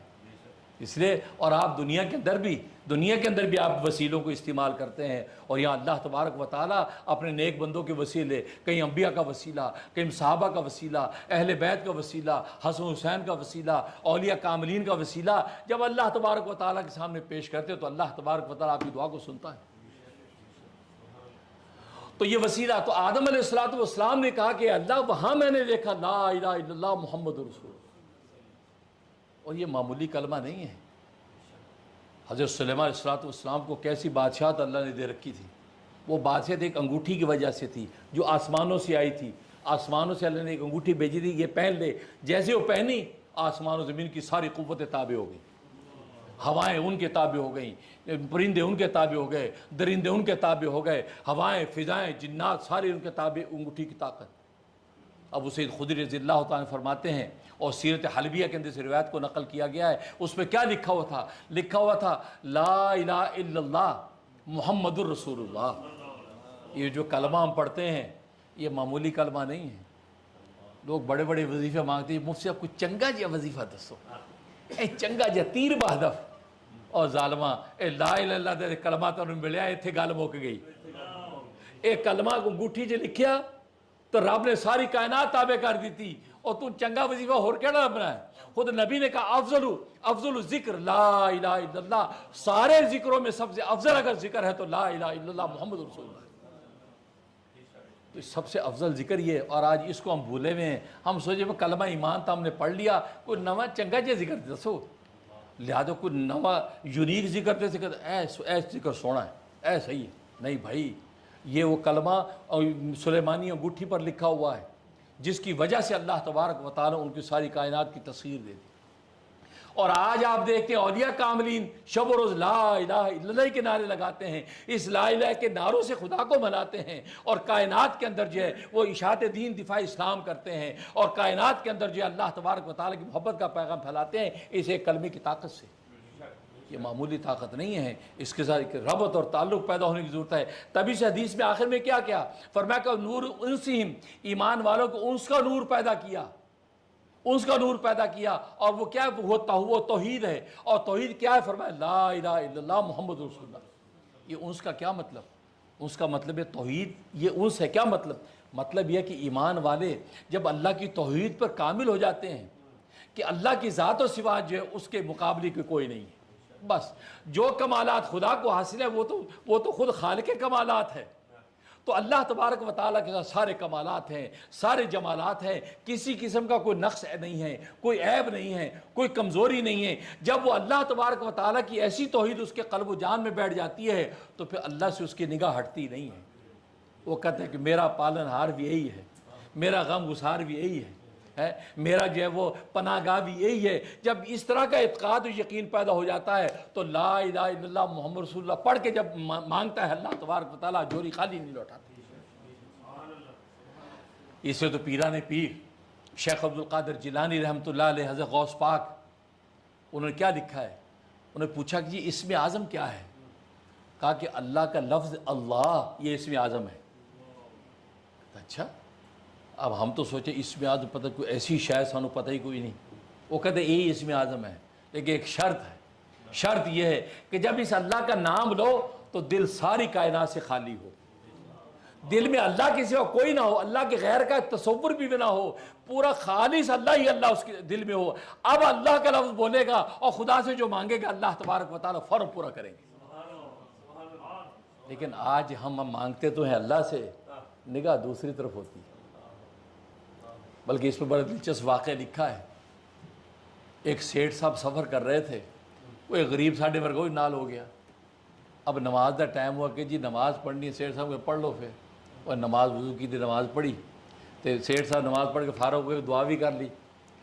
وہ غریب آدمی دعا کر رہے ہیں, نماز پڑھی, یا اللہ تینوں پتہ میں بڑا غریب ہاں, میرے گھر فریج بھی نہیں ہے, کھان نو روٹی نہیں ہے, بچے بھوکے مر دے نے, یا اللہ رزق عطا فرما دے, یا اللہ رزق. دعا کر رہے اچھی اچھی, مانگ اللہ تو رہا ہے, سنا آپ سیٹھ صاحب نو رہے. ساڈیاں آئے دعاواں نے, اچھا ہماری آج دعائیں یہ ہیں, مانگتے اللہ سے, سناتے سیٹھ صاحب کو کہ حاجی صاحب کی نظر پہ جا ذرا, اب وہ دعا کر کے فارغ ہوا. اب انہیں سوچا کہ سیٹھ صاحب پوچھے اچھا کی گل خیریت ہے, گھر سب صحیح ہے؟ سیٹھ صاحب کہتا ہے میں کوئی نہیں دینا تینوں کچھ. وہ بڑا پریشان, کیوں سیٹھ صاحب یہ تو کی مطلب؟ کہتا مطلب یہ ہے کہ تو مینوں دھوکہ دے رہے ہیں, تو سنا اللہ نو کہہ اللہ نے مانگا اللہ تو رہے ہیں اور سنا مینوں رہے ہیں. جے تو سناندا بھی اللہ نو اور جو منگدا بھی اللہ تو اللہ میاں میرے دل پا دے میں تیری مدد کردا, لیکن تو چونکہ تیرے منگنے بھی خلاص نہیں ہے لہٰذا اس وجہ سے منافق کی مدد نہیں ہوتی. آج ہمارے مانگنے میں بھی اخلاص نہیں ہے. ہم جب مانگتے ہیں تو ہم کہتے ہیں ذرا آواز پہ جائے کانے نال سے ہیں, وہ سوچے گی یار نہیں روندے روندے نظر آنے کی اکھا یہ کیوں رو دی خیریت ہے, بس چھڈو جی تسی کی کر نہیں پھر سن دس رہن دے بس نہیں دسو ساڈے لے کوئی خدمت اسی کراں گے نہیں چھڈو جو تواڈے تسی نہیں کر سکتے. ایویں ڈرامہ کیتی جاندا وہ بندے ہور چا ہن واہ ہو گئی دسو مسئلہ کی بس $5000 چاہیے. وہ بندہ ادھر ادھر ویکھدا کی آخیا آواز نہیں آئی. وہ بھی اب کوئی ایک شیر کا پتہ کہتے آواز نہیں آئی. وہ ایک ٹیلی فون کیتا سی نے کسی نے ہیلو یار وہ قرضہ دے یار تو لے کے دیتی نے 50,000 دے یار. انہیں جی میں سنیا کہتا ہاں جی منصور صاحب آواز نہیں آ رہی. یار آواز کیوں نہیں آ رہی؟ پھر بولیا یار آواز نہیں آ رہی. اچھا پہلے زمانہ سیل فون کا زمانہ نہیں سی, وہ ایکسچینج ٹیلی فون کا زمانہ ایکسچینج وچ آپریٹر بولیا جناب چودھری صاحب آواز تو آ رہی ہے. تو کہا تینوں آ رہی ہاں کیا تو دے دے. تو آج ہماری ہر بھائی اب مخلص بن جاؤ یار, رب سارا کچھ بھی. اور دیکھو تواڈی شان کی بیان کی تھی نبی نے, وہ نور دا جو ساڑی اکھاں دا نور اس نور نہ بڑھایا تھا. مومن دی اکھ اور مومن کی آنکھ کے نور کو کیوں کہا؟ اس لیے کہ مومن کی آنکھ ہی نبی کو نبی پہچانتی ہے. وہی نبی کی عظمت کو پہچانے گی. ابو جہل کی آنکھ تو نہیں پہچانے گی, عتبہ شیبہ ولید کی آنکھ تو نہیں پہچانے گی. مومن کی آنکھ, وہ آنکھ اگر روشنی نہیں بھی ہے, عبداللہ ابن مختوم اندھا نابینا صحابی ہے, وہ آنکھیں بند ہے اس کے باوجود کہہ رہا اشہد ان لا الہ الا اللہ و اشہد ان محمد رسول اللہ. اور یہاں تک کہ اس آنکھ کے نور سے اویس کرنی نے دیکھا بھی نہیں ہے, وہاں سے بیٹھ کے کہہ رہا ہے اشہد ان لا الہ الا اللہ و اشہد ان محمد رسول اللہ. تو یہ فرمایا کہ یہ ہماری آنکھوں مومن کی آنکھ, لہذا مومن کی آنکھ اب اگر معصیت دیکھے, حرام دیکھے, گناہ دیکھے تو پھر تو آپ نے اس نور کی قدر نہیں کی. ہماری آنکھ کا نور اللہ نے اس نور سے بنایا جو نور محمدی کا حصہ ہے. اور آج ہم اس نور سے کیا دیکھ رہے ہیں؟ یہ سوشل میڈیا آپ کے سامنے ہے, کیا ہو رہا ہے. میں اس پہ اس پاکیزہ مجلس میں لانا نہیں چاہتا. یہ سوشل میڈیا ہماری آنکھوں کے نور کو فنا کرتی ہے. صبح شام بیٹھے ہوتے اور دیکھتے کسی نے نہیں ویکھیا, سارے بندے کھڑکیاں شڑکیاں, آپ کلہ ہی ہے, کلہ نہیں ہے تو کلہ نہیں. اے کرامن کاتب 2 تیجا اللہ اور چوتھا تو آپ, 4 بندے بیٹھے نے, تینوں پتہ ہی نہیں. اور اللہ قرآن میں کہہ رہا ہے اللہ یعلم خائنۃ الاعین وما تخفی الصدور, اللہ جانتا ہے آنکھوں کی چوری کو اور جانتا ہے جو کچھ تمہارے سینوں میں ہے. آنکھوں کی چوری کو جانتا ہے. کالا چشمہ پہن کے تو آنکھیں مٹکاتے پھرتے ہو, آنکھ کہاں کا گناہ دیکھ رہی ہے؟ اللہ فرماتا تیری آنکھوں پہ میری آنکھوں کا پہرا ہے. اور پھر دل کے اندر جو تم منصوبے بنا رہے ہو معصیت و گناہ کے, وہ سارے منصوبے میں دیکھ رہا ہوں, مجھے پتہ ہے. اللہ نے تنبیہ کر دی قرآن. اور آج ہم کہتے کوئی بھی نہیں. ایک اللہ والے بیٹھے تھے, کوئی کہتے تھے کلے بیٹھے ہو, میں بیٹھ جاؤں کمپنی ہو جائے گی. کہتے کلہ تو نہیں ہے. کیا نہیں جی تو کلے بیٹھے سارے کھا پی رہے ہیں, پکنک منا رہے ہیں, تو کر کے میں کلہ نہیں ہے گا. کہ جی کیویں؟ کہتے میرے 2 کرامن کاتبین نے, تیجا اللہ, چوتھا میں 4 بندے بیٹھے ہیں, میں کلہ کی تھی. اللہ آج ہم نے سمجھ دیا میں کلہ ہوں. لونلینس, بچہ کہتا ہے لیو می الون, لیو. تو ان بچوں کا ذہن بیٹا آپ کبھی الون نہیں ہو سکتے.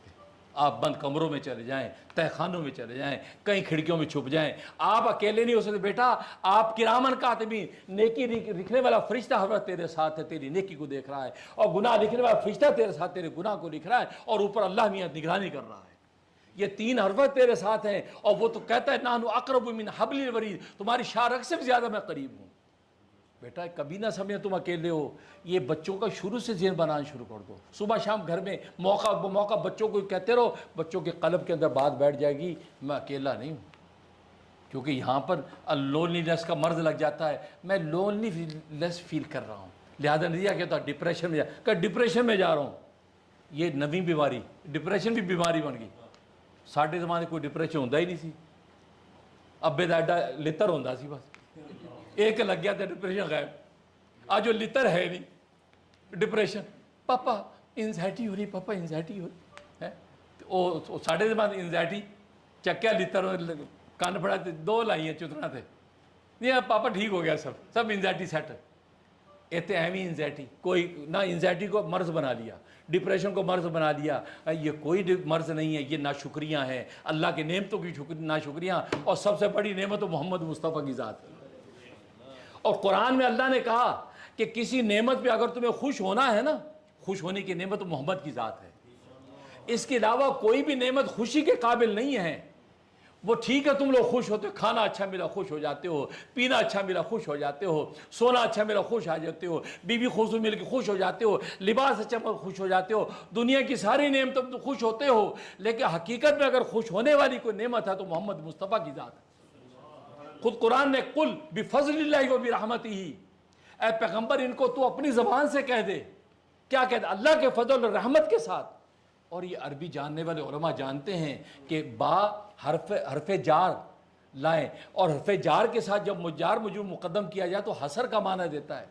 اللہ ہی کے فضل کے ساتھ، وبرحمتی، اور اسی ہی کی رحمت کے ساتھ، اور فضل اور رحمت سے مراد محمد مصطفیٰ کی ذات ہے۔ پھر اس کے بعد کیا؟ فبذالک، پھر فا لے کیا، پھر ذالکہ، اس میں اشارہ رہا کہ پھر اس کے اہتمام پیدا کر دیا، اہتمام در اہتمام، کہا کہ اللہ ہی کی فضل کے ساتھ، اسی کی رحمت کے ساتھ، اور فرمایا پھر اسی کے فضل کے ساتھ، اسی کے ساتھ کیا ہے؟ فَلْيَفْرَحُوا، خوشیاں مناؤ، تمہیں محمد کی نعمت ملی ہے، اس پر تم خوش ہو جاؤ، خوشی مناؤ۔ فرمایا کہ یہ ایک ہی نعمت ایسی ہے کہ جو خوشی کے قابل ہے، حقیقت میں دوسری کوئی نعمت خوشی کے قابل ہی نہیں۔ دیکھو اللہ نے کس عنوان سے ذکر کیا، تو پھر آپ کہو گے نہیں یار اور بھی بہت کچھ ہوتا ہے ہم خوش ہوتے ہیں۔ فرمایا کہ فرمایا کہ یہ جو نعمت ہے نبی کی ذات کی نعمت، ہوا خیر مما یجمعون، جو تو دنیا کا کوڑا کرکٹ اکٹھا کرتے ہو اور دنیا کی باقی نعمتوں کو نعمت سمجھ کے اکٹھا کرتے ہو، وہ محمد کی ذات ان سب سے بہتر ذات ہے۔ یہ قرآن بول رہا ہے، قرآن بول رہا ہے، اللہ تبارک و تعالیٰ قرآن میں ہمیں بتا رہے ہیں اصل اگر کوئی نعمت جس پہ خوش ہونا چاہیے وہ محمد کی ذات ہے۔ اس سے کہ ظاہر ہے کہ ساری کائنات کے کمالات لے کے وہ نبی آیا، کائنات پھیلی تو لامحدود تھی، کائنات پھیلی تو لامحدود تھی، جب سمٹی تو محمد مصطفیٰ کا نام بن کے رہ گئی۔ تو گویا کہ کائنات کے اندر پورے کمالات پھیلے ہوئے ہیں، انبیاء کے کمالات پھیلے ہوئے ہیں، جب ساری کائنات کے کمالوں کو سمیٹا تو محمد مصطفیٰ بن گیا۔ اس سے آپ کی تبھی تو کہا، اور پھر دوسرے مقام پہ اللہ نے کہا، عجیب بات فرمائی، لقد من اللہ علی المؤمنین، یعنی اس نعمت کا احسان جتلایا۔ پہلے تو کہا کہ نعمت جو قابل خوشی اگر ہے تو یہ محمد کی ذات ہے، پھر دوسرے مقام پہ فرمایا کہ لقد من اللہ، قابل خوشی کیوں ہے؟ اس لیے کہ لقد من اللہ علی المؤمنین اذ بعث فیہم رسولا، کہ اللہ تبارک و تعالیٰ نے تم پر احسان کیا ہے، تم پر امتنان کیا ہے کہ تم لوگوں میں محمد مصطفیٰ کی ذات بھیجی ہے، کہ آپ کی ذات جو ہے وہ سرمایہ ہدایت ہے کہ اس کی کوئی نظیر نہیں ہے، یا تو خوشی کی قابل تو یہی نعمت ہے۔ اور آج ہر بات پہ تو خوش ہوں گے، ہر نعمت پہ خوش ہوتے ہیں، لیکن محمد کی ذات ہمیں ملی اس پہ خوش نہیں۔ اور اظہار خوشی کے لیے ہمیں صلاۃ و سلام کا حکم ہو گیا کہ اس نعمت کے اوپر صلاۃ و سلام پڑھو۔ ان اللہ و ملائکتہ یصلون علی النبی، بے شک اللہ بھی اور فرشتے بھی صلاۃ و سلام پڑھتے ہیں نبی پر۔ یا ایھا الذین آمنوا، اے ایمان والو، صلو علیہ وسلموا تسلیما، تم بھی اس نبی کے اوپر صلاۃ و سلام پڑھو۔ یعنی واحد عبادت ہے کہ اللہ تبارک و تعالیٰ خود شریک ہیں، خود اظہار کر رہے ہیں کہ میں بھی صلاۃ و سلام بھیج رہا ہوں، فرشتے بھی بھیج رہے ہیں، ایمان والو تسی اپنا بھلا چاہتے ہو تو تسی بھی بھیجو، اس میں بھلا تہاڈا ہے، نبی دا نہیں۔ اور مزے کی بات، صلاۃ و سلام یہ واحد دعا ہے۔ دیکھو دعا سے دوسروں کو فائدہ ہوتا ہے نا، تبھی تو آپ جی آپ میرے لیے دعا کریں، جی ہمارے لیے دعا کریں، کیونکہ اس کی دعا سے آپ کو فائدہ پہنچے گا۔ لیکن صلاۃ و سلام واحد دعا ہے جس کا فائدہ نبی کو نہیں پہنچتا، آپ کو خود پہنچتا ہے، کیونکہ یہ دعا اللہم صلی علی محمد، اے اللہ محمد صلی اللہ علیہ وسلم پر اپنی خاص رحمت نازل فرما، آپ دعا کر رہے ہیں۔ فرمایا کہ دعا آپ نبی کے لیے کر رہے ہیں رحمت کی، نبی آپ کی رحمت کا محتاج نہیں، وہ تو وما ارسلناک الا رحمۃ للعالمین، وہ سارے جہانوں کے لیے رحمت بنا کے بھیجا گیا، وہ تو رحمت اللہ کی رحمت بھی غوطے کھا رہا ہے، آپ کی رحمت کی ضرورت نہیں ہے۔ ہاں فرمایا کہ جب تم اس کے لیے رحمت کی دعا کرتے ہو، اللہ تبارک و تعالیٰ تمہارے اوپر اپنی 10 رحمتیں اتار دیتے ہیں۔ من صلی علیہ واحدۃ، جو مجھ پر ایک دفعہ رحمت کی دعا کرتا ہے، فرمایا صلی اللہ علیہ عشرہ، اللہ تبارک و تعالیٰ اس پر 10 رحمتیں اتار دیتے ہیں۔ یہ تو دیکھو اس نعمت کا شکرانہ پڑھا صلاۃ و سلام، صلاۃ و سلام پڑھو، جب موقع صلاۃ و سلام پڑھو اور صلاۃ و سلام کثرت سے پڑھتے چلے جاؤ گے، دنیا کی ضرورتیں اللہ پوری کر دے اور آخر میں نجات عطا فرما دے گی۔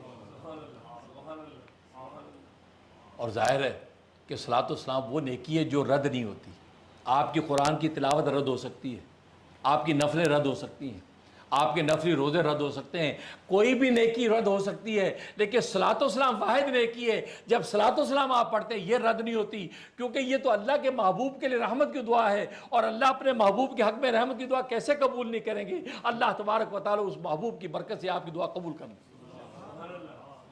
اس لیے نبی نے کہا کہ تم دعائیں مانگا کرو تو اس کے ابتدا اور انتہا کے اندر، اور تم یہ مجھ پر صلاۃ و سلام پڑھا کرو، اس لیے کہ جب یہ تمہاری دعائیں میرے صلاۃ و سلام کے آسمانوں پر جائیں گی تو اللہ کی رحمت سے یہ بعید ہے کہ اللہ صلاۃ و سلام کو قبول کر لے اور تمہاری دعا کو رد کر دے، پر میرے صلاۃ و سلام کی برکت سے تمہاری دعا بھی قبول ہو جائے گی۔ ابھی آپ نے دیکھا کہ ہم صلاۃ و سلام پہ دعا ختم کرتے ہیں، اور اللہ نے ہماری نماز بھی صلاۃ و سلام پہ ختم کی تھی۔ نماز خالص اللہ کی عبادت ہے، وہاں تو توحید ہی توحید ہے، غیر کا شائبہ بھی نہیں ہے، لیکن اس میں صلاۃ و سلام آ رہا ہے۔ نبی کے مقام کو پہچانو، اس کی عظمت کو جانو۔ ایک تو اذان جس میں خالص اللہ کا ایک اعلان ہے، اس میں بھی اشہد ان محمد رسول اللہ جب تک نہیں ہوتا اذان مکمل نہیں ہوتی ہے۔ اور نماز تو خالص عبادت اللہ تبارک و تعالیٰ کی، اللہ کے غیر کی نفی کر کے کھڑا ہوتا ہے، لیکن جب بیٹھا تحیات میں اللہم صلی علی محمد تو گویا کہ صلاۃ و سلام پڑھ کے آپ سلام پھیرتا ہے۔ اس سے آپ اندازہ کریں کہ نبی کریم صلی اللہ علیہ وسلم پر صلاۃ و سلام پڑھنے کی وجہ سے آپ کی نماز قبول ہو رہی ہے، کیونکہ اللہ صلاۃ و سلام قبول کر لے باقی نماز رد کر دے، یہ ہو نہیں سکتا۔ اللہ تبارک و تعالیٰ اس کی برکت سے تمہاری نماز بھی قبول کر لے۔ تو نماز جیسی خالص توحیدی عبادت کے اندر اللہ تبارک و تعالیٰ صلاۃ و سلام پہ ختم کیا ہے، اور آپ یہ اس عظمت کو نہ پہچانے تو آپ کی بد نصیبی ہے، ورنہ نبی پاک صلی اللہ علیہ وسلم کی عظمت کے کیا کہنے۔ تو میں نے کہا کہ ہم تو حصہ ڈال رہے ہیں، وہی بات ہے نا کہ یوسف علیہ السلام کے خریداروں میں لائن لگی ہوئی تھی، ایک بڑھیا بھی کھڑی، ایک بڑھیا بھی اون کی کٹی لے کے کھڑی ہے، کہا کہ بی بی تو کی میں کھڑی ہیں؟ کہا تو یوسف کو خریدنا ہے۔ وہ ہنس پیا، کیا کہ مائی اتنے تو بڑے بڑے خزانے رہ کے کھڑے، وزیر اعظم میں لائن لگ گیا ہے، یہ اون کی گٹی سے یوسف ملے گا؟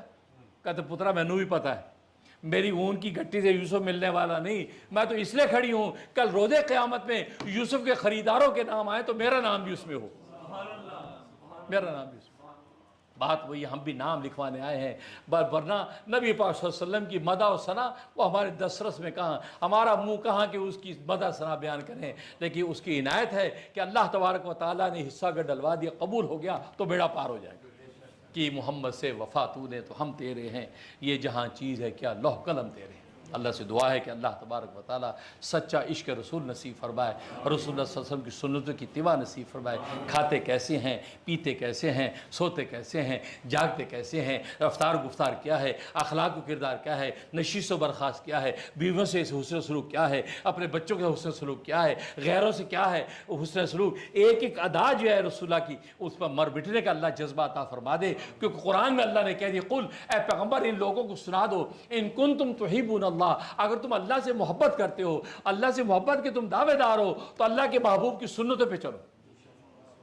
اللہ کے محبوب جو بھی فرمایا کہ ان کنتم تحبون اللہ فاتبعونی، تو تم اللہ سے محبت کے اگر دعوے دار ہو تو پھر اللہ کے محبوب کی سنتوں پر عمل کرو۔ جب سنتوں پہ عمل کرو گے تو اللہ کہتے ہیں ہم دو انعام دے دیں، یحببکم اللہ تمہیں اپنا محبوب بنا لیں گے، اللہ تمہیں اپنا محبوب بنا لیں گے، اور اللہ جب محبوب بنا لے تو پھر بیڑا پار آسان۔ اسے داتا گنج بخش صاحب رحمۃ اللہ علیہ نے، جو لاہور میں جن کا مزار اقدس ہے، ان کی کتاب کشف المحجوب، کیا تصوف سلوک کا جو خزانہ ہے، اس پہ وہ بحث چھیڑتے ہیں، بحث یہ چھیڑتے ہیں کہ اللہ کا عاشق ہونا افضل ہے یا اللہ کا محبوب ہونا افضل ہے، تو فیصلہ آخر میں یہی کرتے ہیں کہ اللہ کا محبوب ہونا افضل ہے۔ کہتے ہیں اس لیے کہ عشق کے میدان میں تو آزمائشیں آتی ہیں، تکالیف آتی ہیں، عاشقوں کو پتھر بھی پڑتے ہیں، کانٹے بھی بچھائے جاتے ہیں، کہ یہ نہ ہو کہ گھبرا کے راستہ چھوڑ بیٹھے۔ تو عاشق گھبرا کے راستہ چھوڑ بیٹھتے ہیں، ہر ایک تو مجروح نہیں بنتا ہے، اس لیے فرمایا تو عاشقوں کا معاملہ خطرناک ہے، ان کو تو یہ سبق دیا جاتا ہے بس چلا چل قطع راہ عشق اگر منظور ہے، بس چلا چل قطع راہ عشق اگر منظور ہے، یہ نہ دیکھ ہم سفر نزدیک ہے یا دور ہے، مشکلیں عاشق کو ہیں پس قبل از دیوانگی، دیوانہ ہونے سے پہلے مشکل لگی ہے، مشکلیں عاشق کو ہیں پس قبل از دیوانگی، کچھ دنوں غم سہ لیا پھر عمر بھر مسرور ہے۔ عاشقوں کو یہ کہا جاتا صبر و تحمل سے چلتے رہو، یہ نہ پوچھو منزل کتنے کدو پہنچائیں گے، نہیں، یہ عاشقہ کا کام نہیں، عاشقہ کا کام سفر۔ فرمایا کہ یہ کٹھن سفر ہے۔ محبوب ہونے کا مطلب ہے اللہ تبارک و تعالی جب اپنا آپ کو محبوب بنا لیتا پھر انگلی پکڑ کے لے کے چلتا ہے۔ جیسے چھوٹا بچہ آپ کا محبوب ہے، اس کی انگلی پکڑ کے اس بچے کو گود میں لے کے بچاتے بھی ہیں، اس کو کھلاتے بھی ہیں، اس کو سلاتے بھی ہیں، اس کو بناتے پہناتے بھی ہیں، قدم قدم پہ تم اس بچے کی ٹیک کیئر کرو، بچوں کو کوئی پرواہ نہیں، وہ دیکھ کر بس بھی۔ فرمایا کہ جب اللہ محبوب بنا لیتا تو تمہاری حالت یہ ہوتی ہے شادہ فرح چلے جاتے ہو، اللہ انگلی پکڑ کے جنتوں میں پہنچا رہا ہے۔ اس سے فرمایا محبوب، اور محبوب بننے کا راستہ کیا بتا دیا؟ فرمایا فتبعونی، اس محبوب کی اداؤں پہ مربوطی، اس کی سنتوں کو اپنی زندگی میں لے آؤ۔ اور ایک تو محبوب ہو گیا، فرمایا یغفر لکم ذنوبکم، بلکہ نہ صرف اللہ تمہیں اپنا محبوب بنا لے گا بلکہ اللہ تمہارے سارے گناہوں کو معاف کر دے گا۔ یہ سنت کی اتباع پر، اس محبوب کی ادا پر مٹنے پر اللہ ہمارے سارے گناہ معاف کر رہا ہے۔ اب بندے کو اور چاہیے کیا کہ اللہ کی محبوبیت مل جائے، ضرورتیں پوری ہو جائیں، آخر میں نجات ہو جائے، مغفرت مل جائے، اس کے علاوہ چاہیے کیا ہے؟ فرمایا کہ نبی کی اداؤں پہ مر مٹے، نبی سے عشق کر کے دکھا دو، یہ سارا کچھ عطا کر دیا جائے۔ اللہ سے دعا ہے کہ اللہ تبارک و تعالی عمل کرنے کی توفیق نصیب فرمائے۔ وآخر دعوانا الحمدللہ رب العالمین۔ ربنا تقبل منا انک انت السمیع العلیم وتب علینا انک انت التواب الرحیم۔ اللہم ارنا الحق حقا وارزقنا اتباعہ وارنا الباطل باطلا وارزقنا اجتنابہ۔ یا اللہ ہمارے گناہوں کو معاف فرما، یا اللہ ہماری خطاؤں سے درگزر فرما، یا اللہ آج سیرت نبی کا جلسہ تھا، یا اللہ ہماری سیرت نبی کی تقریب کو قبول منظور فرما۔ یا اللہ ہم نے جو اظہار عشق و محبت کیا ہے اپنی بساط کے مطابق، یا اللہ اس کو شرف قبول عطا فرما۔ سرکار دو عالم صلی اللہ علیہ وسلم کی خاص نسبت محمدی سے ہمارے قلوب کو منور فرما، ہمارے قلوب کو منور فرما۔ یا اللہ ان کا قرب خاص عطا فرما۔ یا اللہ تو اپنے فضل و رحمت کے ساتھ ہمارے ظاہر باطن کو سنوارتے، ہمارے ظاہر باطن کو پاک فرما۔ یا اللہ ہمیں تو اپنی پاک محبت نصیب فرما، نبی کی پاک سنتوں پر عمل کرنے کی توفیق نصیب فرما۔ یا Allah Kashmir Islamic centre Yonkers New York کے اندر یا اللہ یہ جلسہ ہے، یا اللہ یہ جن لوگوں نے جس بھی حوالے سے اس میں حصہ ڈالا ہے، یا اللہ ان کی اس حصے کو قبول و منظور فرما۔ یا اللہ ان کو برکت عطا فرما۔ یا جتنے منتظمین ہیں، معاونین ہیں، محبین ہیں، یا اللہ سب کو جزائے خیر عطا فرما، سب پر اپنی خصوصی رحمت برکت نازل فرما۔ یا اللہ رحم ٹی وی کے ذریعے سے دنیا بھر میں جو لوگ ہمارے ساتھ شریک ہیں، یا اللہ ان کی شرکت کو قبول و منظور فرما، اور محمد مصطفیٰ صلی اللہ علیہ وسلم کے ساتھ عشق الہی کی دولت نصیب فرما۔ یا اللہ ہمیں سب کو عاشقان مصطفیٰ بنا، یا اللہ ہمیں عاشقان مصطفیٰ بنا۔ یا اللہ عشق الہی کا یا اللہ عالی مقام ہمیں نصیب فرما۔ یا اللہ عشق الہی کا عالی مقام عطا فرما۔ یا اللہ اس کی برکت سفیل سے نبی پاک صلی اللہ علیہ وسلم کے ساتھ یا اللہ عشق محمدی نصیب فرما، عشق محمدی سے اللہ ہمارے قلوب کو منور فرما۔ ربنا آتنا فی الدنیا حسنہ، یا اللہ دنیا میں بھی عیش و آرام کی زندگی عطا فرما، وفی الآخرۃ حسنہ، اور آخرت میں بھی عیش و آرام کی زندگی عطا فرما، وقنا عذاب النار، یا اللہ ہمیں جہنم کے عذاب سے محفوظ فرما۔ یا اللہ تیرے حبیب کی امت دنیا میں جہاں جہاں آباد ہے، یا اللہ ان کو آباد و شاد فرما۔ یا اللہ ان کے رزق حلال کے یا اللہ خزانے ان پر کھول دے، یا اللہ ان کی تکلیف پریشانی دور فرما۔ جہاں جہاں امت یا اللہ پریشان ہے، مغلوب ہے، یا اللہ ان کو غلبہ نصرت عطا فرما، ان کی پریشانی کو دور فرما۔ یا اللہ امت کو پستی سے بلندی عطا فرما، پریشانی سے عافیت نصیب فرما۔ یا اللہ اس امت کو سرکار دو عالم صلی اللہ علیہ وسلم کے صدقے اور توفیل سے یا اللہ اس کی اجتماعی گناہوں کو معاف فرما۔ یا اللہ اس امت سے جو کوتاہی غلطی ہو رہی ہے، یا اللہ سرکار دو عالم کے صدقے، ان کے رحمت للعالمین کے صدقے یا اللہ معاف فرما۔ یا اللہ امت کو معاف فرما، امت کو اتحاد و اتفاق نصیب فرما۔ یا اللہ ظالموں کو کیفر کردار تک پہنچا۔ یا اللہ امت کو سر بلند فرما، اسلام کا پرچم بلند فرما۔ یا اللہ نبی کے دین کو حاوی فرما۔